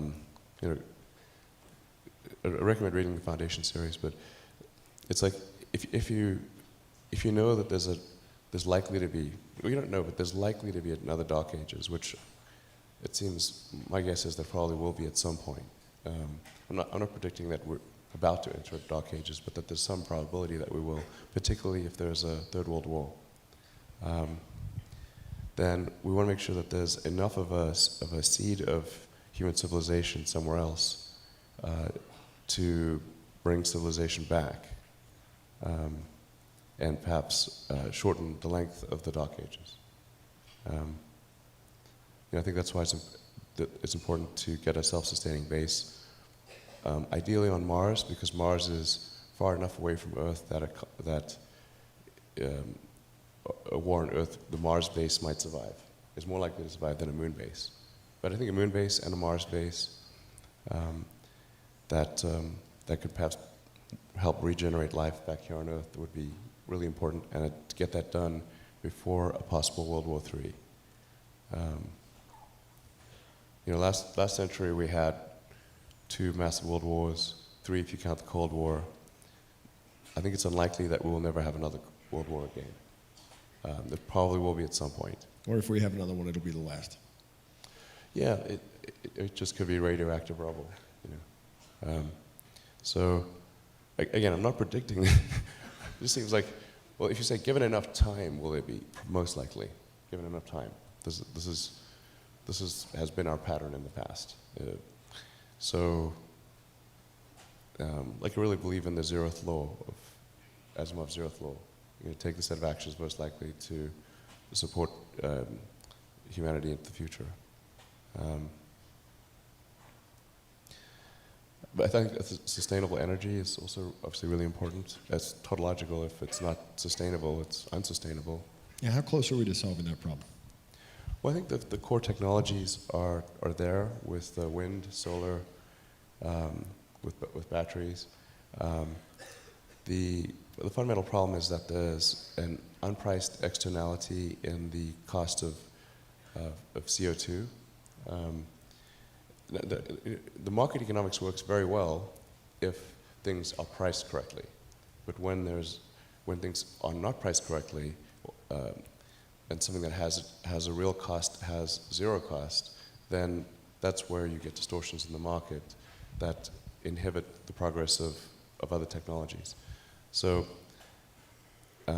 essentially anything that produces carbon, it puts carbon into the atmosphere, which includes rockets, by the way, so I'm not excluding rockets from this. There has to be a price, and that you can start off with a low price, but then that price, and then depending upon whether that price has any effect on the parts per million of CO2 in the atmosphere, you can adjust that price up or down. But in the absence of a price, we sort of pretend that digging trillions of tons of fossil fuels from deep under the earth and putting it into the atmosphere, we're pretending that has no probability of a bad outcome. And the entire scientific community is saying, obviously, it's going to have a bad outcome. Obviously, you're changing the chemical constituency of the atmosphere.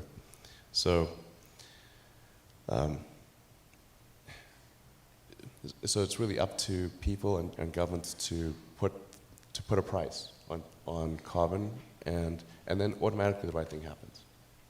It's really straightforward. What do we do with the carbon that's already up there? I actually think we can manage with the current carbon level, or even a little bit higher. And this is going to sound like I'm backtracking, but there's actually an argument that more carbon in the atmosphere is actually good, but up to a point. So we might actually arguably have been a little carbon starved. If you go back 200 years ago and say, okay, well, a few hundred years ago, we had like 280, 290 parts per million of carbon. We're probably a little carbon starved. Now we're about 400, just past the 400 mark. I think somewhere in the 400s, probably okay. We don't have to worry about sequestering carbon or anything like that. But now, if this momentum keeps going, and we start going up to 600, 800, 1,000, 1,500, that's where things get really squirrely. The sheer momentum of the world's energy infrastructure is leading us in that direction. So it's just very important that the public and the governments push to ensure that the correct price of carbon is paid. So that will be the thing that matters. Yeah. Our audience is very interested in knowing how many hours of sleep you got last night. I don't know, about 6, 5 or 6, I think. 5? I don't know. I feel like we know part of the answer to this because you were trapped in Westworld for a while. But how? I mean, on a regular day for you, are you sleeping? You're not sleeping a lot, right? Well, geez, do I look that bad? No. You look great. Oh, but we thanks. just imagine with the amount of responsibilities, with the amount of with what you've got going on, do these problems still keep you up at night, or do you think we're on our way to solving them? Well, right now the only things that are really stressing me out in a big way are AI, obviously. That's like always there, and I'm working really hard on Tesla Model 3 production, we're making good progress, but it's hugely hard work. But those are the two most stressful things in my life right now. Yeah. Our audience really wants to know, what do you hope the world will look like for children born today when they're your age? When, sorry? What do you hope for the world to look like? What's the best case scenario? Say we solve these problems. What's that world look like?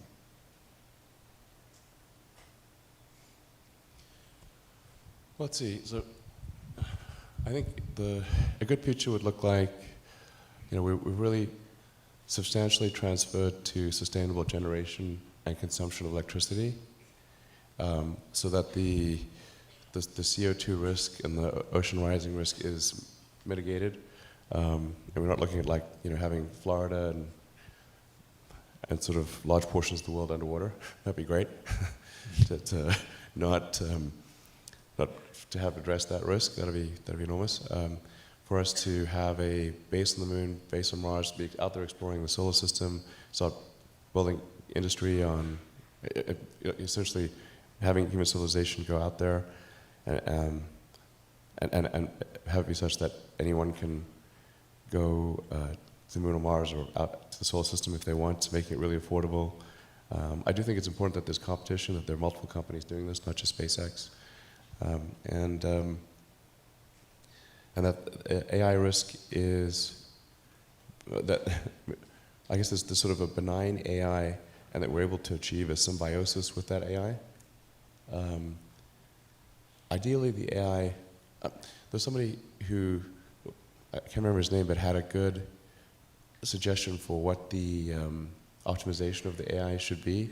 What's its utility function? You have to be careful about this because if you say maximize happiness, and the AI concludes that happiness is a function of dopamine and serotonin, so it captures all humans and jacks your brain with large amounts of dopamine and serotonin. Like, okay, it's not what we meant. It sounds pretty good, though. Oh, you'll love it. Well, I like the definition of the AI should try to maximize the freedom of action of humanity. Maximize the freedom of action. Maximize freedom, essentially. I like that definition. But we do want a close coupling between collective human intelligence and digital intelligence. And Neuralink is trying to help in that regard by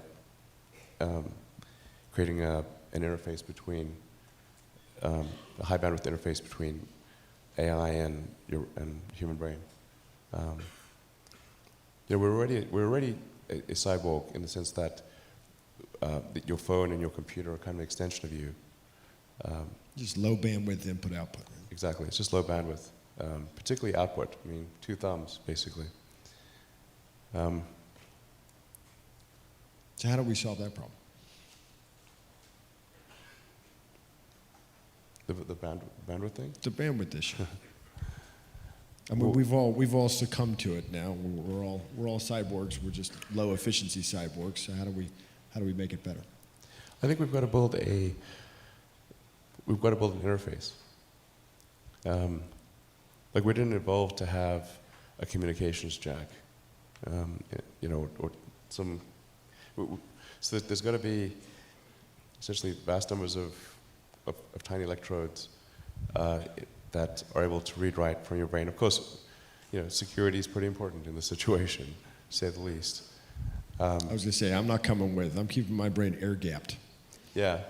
Well, I think a lot of people will choose to do that. But it's a bit like Ian Banks' neural lace. But in the case of neural lace, it's sort of that's there from when you're born, or it's more of a backup. Sorry? It's a backup. Yeah, kind of a backup. This would be there's a digital extension of you that is an AI, the AI extension of you, a tertiary layer of intelligence. So you've got your limbic system, your cortex, and the tertiary layer, which is the digital AI extension of you, and that high bandwidth connection is what achieves a tight symbiosis. I think that's the best outcome. I hope so. If anybody's got better ideas, I'd love to hear it. And talking about another project that you're working on that our audience wants to know a little bit more about, Starlink. Oh. Can you tell us anything? Do you mean Skynet? Hopefully not Skynet. It's an internet in the sky.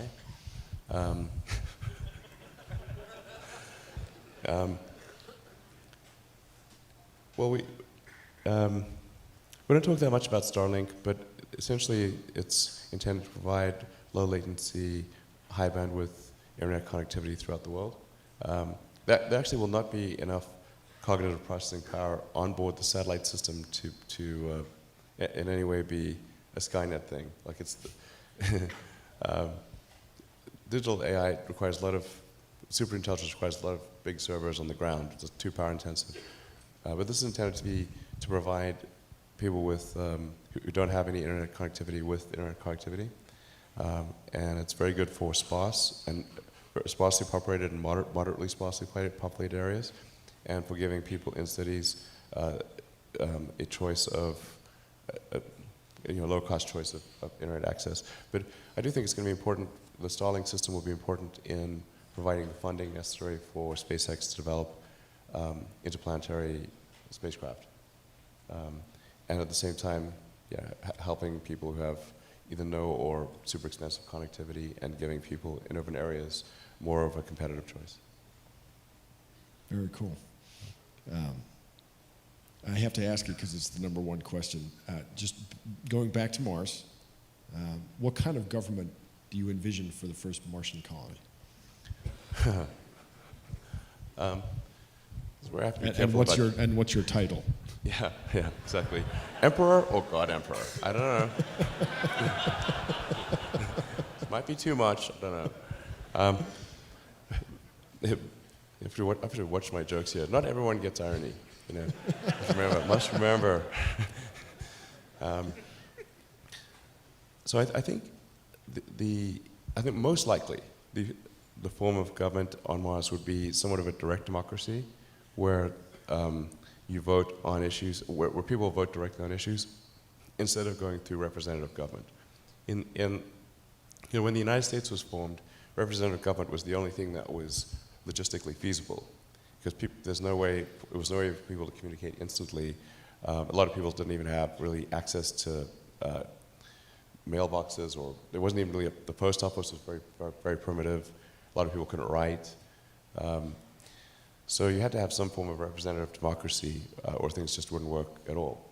But I think on Mars, most likely it's going to be everyone votes on every issue, and that's how it goes. There are a few things I'd recommend, which is keep laws short. Long laws, it's like that's something suspicious is going on if there's a long law. If the size of the law exceeds the word count of Lord of the Rings, something's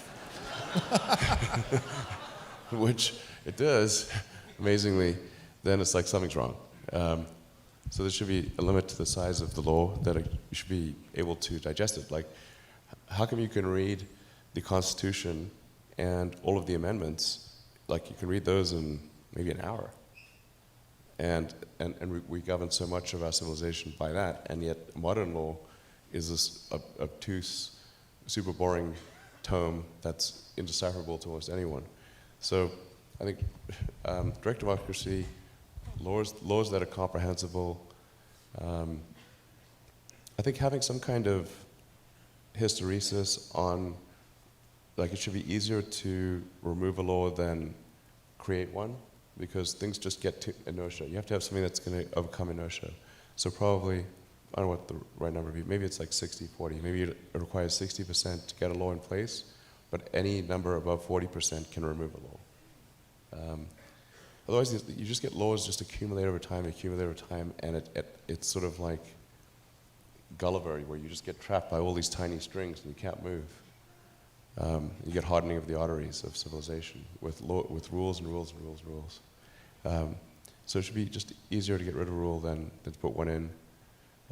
Maybe they should even have like some kind of sunset clause, so that they just automatically expire unless there's enough of an impetus to keep them around.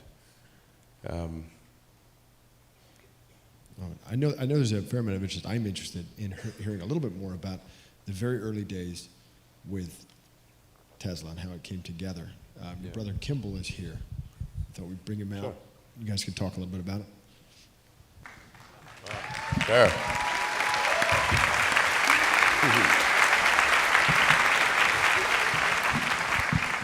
You guys might get lucky tonight. I notice you have a guitar. I'm going to ignore that. We got hats, we got a guitar. But I would guess there are a fair number of entrepreneurs here today, and a fair number of people interested looking at Tesla, which now extraordinary success of it. How did this come together? I mean, when you guys were looking at, I know famously, you were looking at problems you could solve. What do those conversations look like?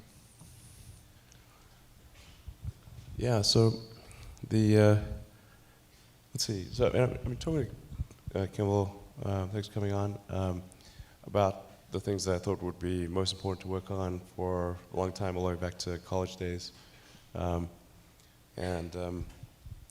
Electric cars are something I've been interested in since I was, 18, 19. When do you first recall hearing me talk about electric cars? Just curious. First time was, well, you talked about it in the 90s a lot. We used to brainstorm a lot randomly, even in, I think we were 20 years old. And the first thing I remember us brainstorming was solving connectivity amongst doctors. And we were on a road trip from... That was hopeless. Huh? A long time ago. We had a lot of doctors in the family, so we had the information. But the idea was really to solve that problem where we from Silicon Valley to Philadelphia, brainstorming how you do it. This is before the internet, so we in our minds designing network computers, doctors talking. This has all happened, of course, over 25 years, but that's sort of the first time I remember us really trying to solve a world problem, and unless it was a world problem that was really important, it just wasn't that interesting to us. Electric cars, you talked about for a long time, but I remember walking into your house once, this is in probably 2002 or 2003, and you had these plans laid out that the team at Tesla had, or the earlier guys had basically said, we're going to take this Lotus Elise and we're going to convert it into an electric car. And we sat down and talked about it for a bit, and it wasn't so much that it could be done. I think we all believed it could be done. It was more just the attitude that it should be done, and that it went from there. Yeah, well, the first internships that I had that were interesting were on ultracapacitors for use in electric cars. So that's why I first came out to Silicon Valley in like 93 or 92 or something like that, was to work at a company called Pinnacle Research on advanced ultracapacitors with the idea that this could be a solution to the energy storage problem in electric vehicles. And then when I graduated from Penn, I was going to be doing a PhD at Stanford in material science and physics, trying to figure out if there's a way to solve for an ultra high density solid state capacitor that would have enough range to power an electric vehicle. So, in fact, that's in '95, and then I wasn't sure. This is one of those things where you could work on it for a long time and discover that there's actually no good solution. You could publish a paper and you get a PhD and all that, but it would be academic in its value. So in '95, I had a choice of either work on this energy storage system for electric vehicles or try to play a role in building the internet. But the internet stuff was happening right then and there. Whereas the electric vehicle technology was going to progress slowly on its own, whether I was there or not. So I thought, well, I'll put the grad studies on hold and do something to help build the internet, or do something useful on the internet. And that's when I talked to Kimball, and you were working in Canada at the time. Yeah, that's right. And said, hey, why don't we try to do this company in Silicon Valley? It's pretty cool. We built we were the first to see maps in door-to-door direction. It had been built by a company, Navtech, but never been on the internet. And it was so cool to be the first two humans to see it. You can draw a map, type in an address, get directions, things you probably all did about 50 times today each. And we were the first to see that and put it on the internet, so it was really cool.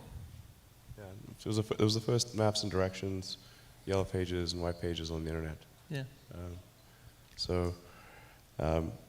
And then we ended up helping bring a lot of publications online. So as investors and customers, the New York Times Company, Knight Ridder, Hearst, and a number of others.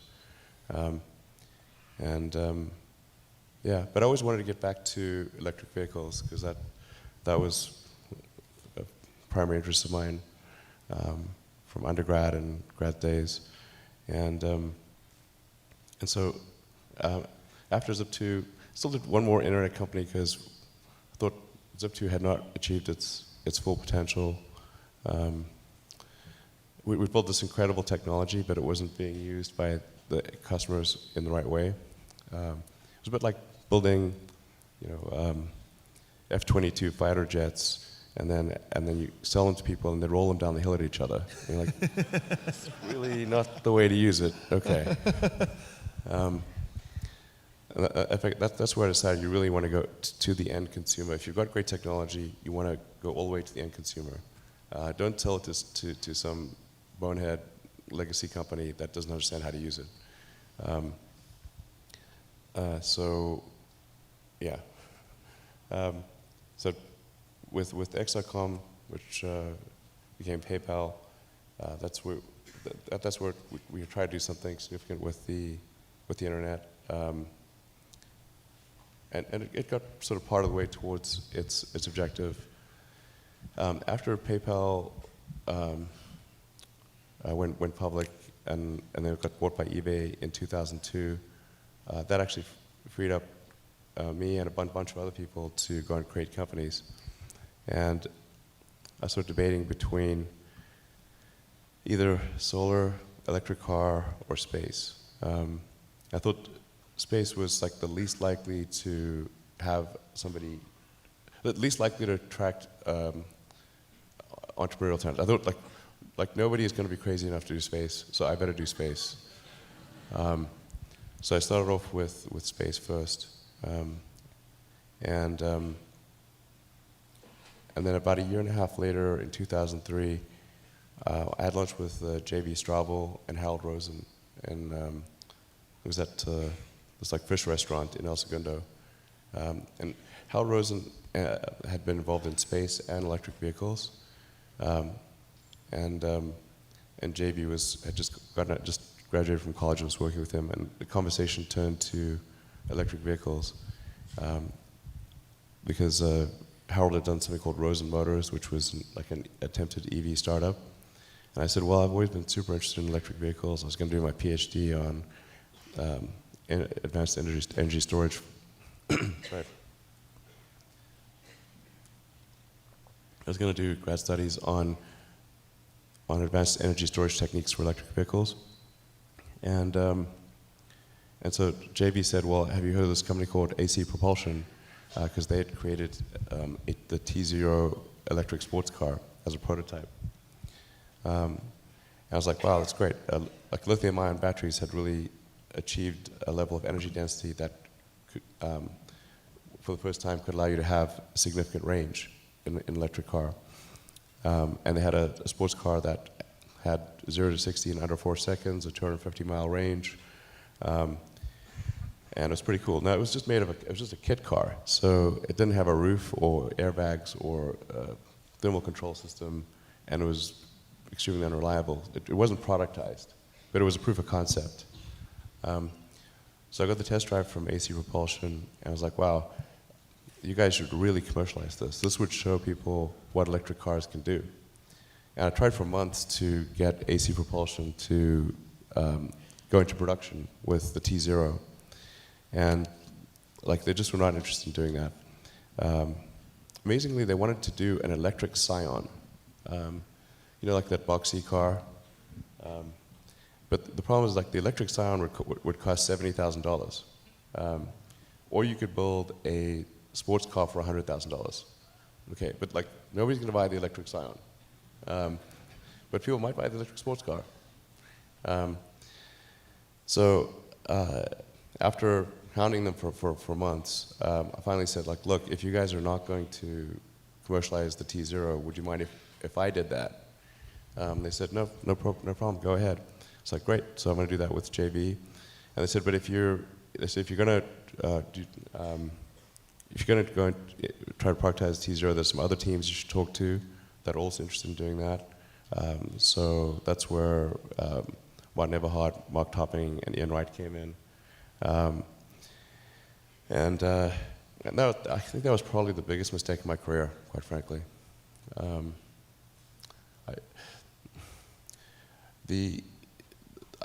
I think whenever you think you can have your cake and eat it too, that's something you're probably wrong. So I thought I can keep running SpaceX. I'll dedicate 20% of my time to Tesla, and that'll be fine. But actually, it didn't. Things really melted down. Went through hell. We had to recapitalize the company. Kim was there seeing it in real time. So Silicon Valley, accurate or not accurate? The show? Yeah. It starts to get very accurate around episode 4. So it took a few episodes to kind of get grounded. The first few episodes struck me as Hollywood making fun of Hollywood's idea of Silicon Valley, which is like not on point. But then by about the 4th or 5th episode, season 1, it really starts to get good, and then by season 2, it's amazing. In fact, reality, the truth is stranger than fiction. All the crazy stuff you see in that show, Silicon Valley, the reality is way crazier than that. Yeah, you've seen it too, right? Yeah, it's like, wow. What will have to be a story for another time, unfortunately, is we've been asked to wrap it up. I got one last question from the audience. It is, what is your favorite song from the movie Three Amigos? Well, we'd only do it if you guys are willing to sing along. Okay. All right. So Jonah actually is the dancer of the three. Particularly behind the camera. Three of us we've been playing and singing and dancing this song since we were kids, And so we're going to do that on stage, and if you guys can sing along. We'll do the first verse, and then you guys can sing along on the second verse. Okay. This is going to be real bad. Yeah, exactly. I said terrible. It's going to be terrible. I'm nixing the dancing thing. Oh, come on.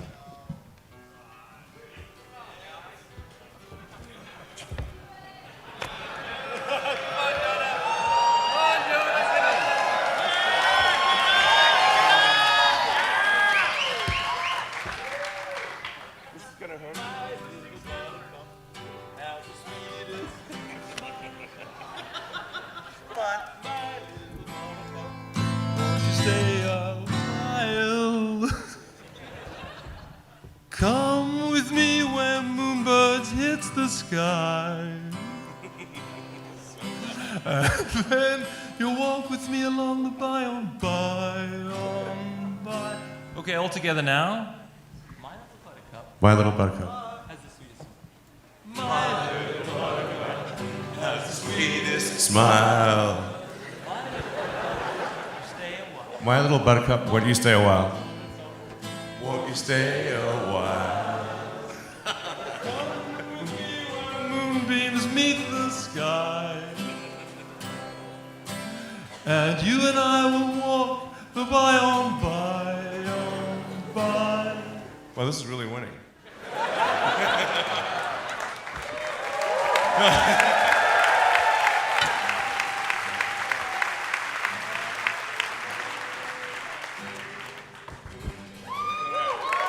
Thank you.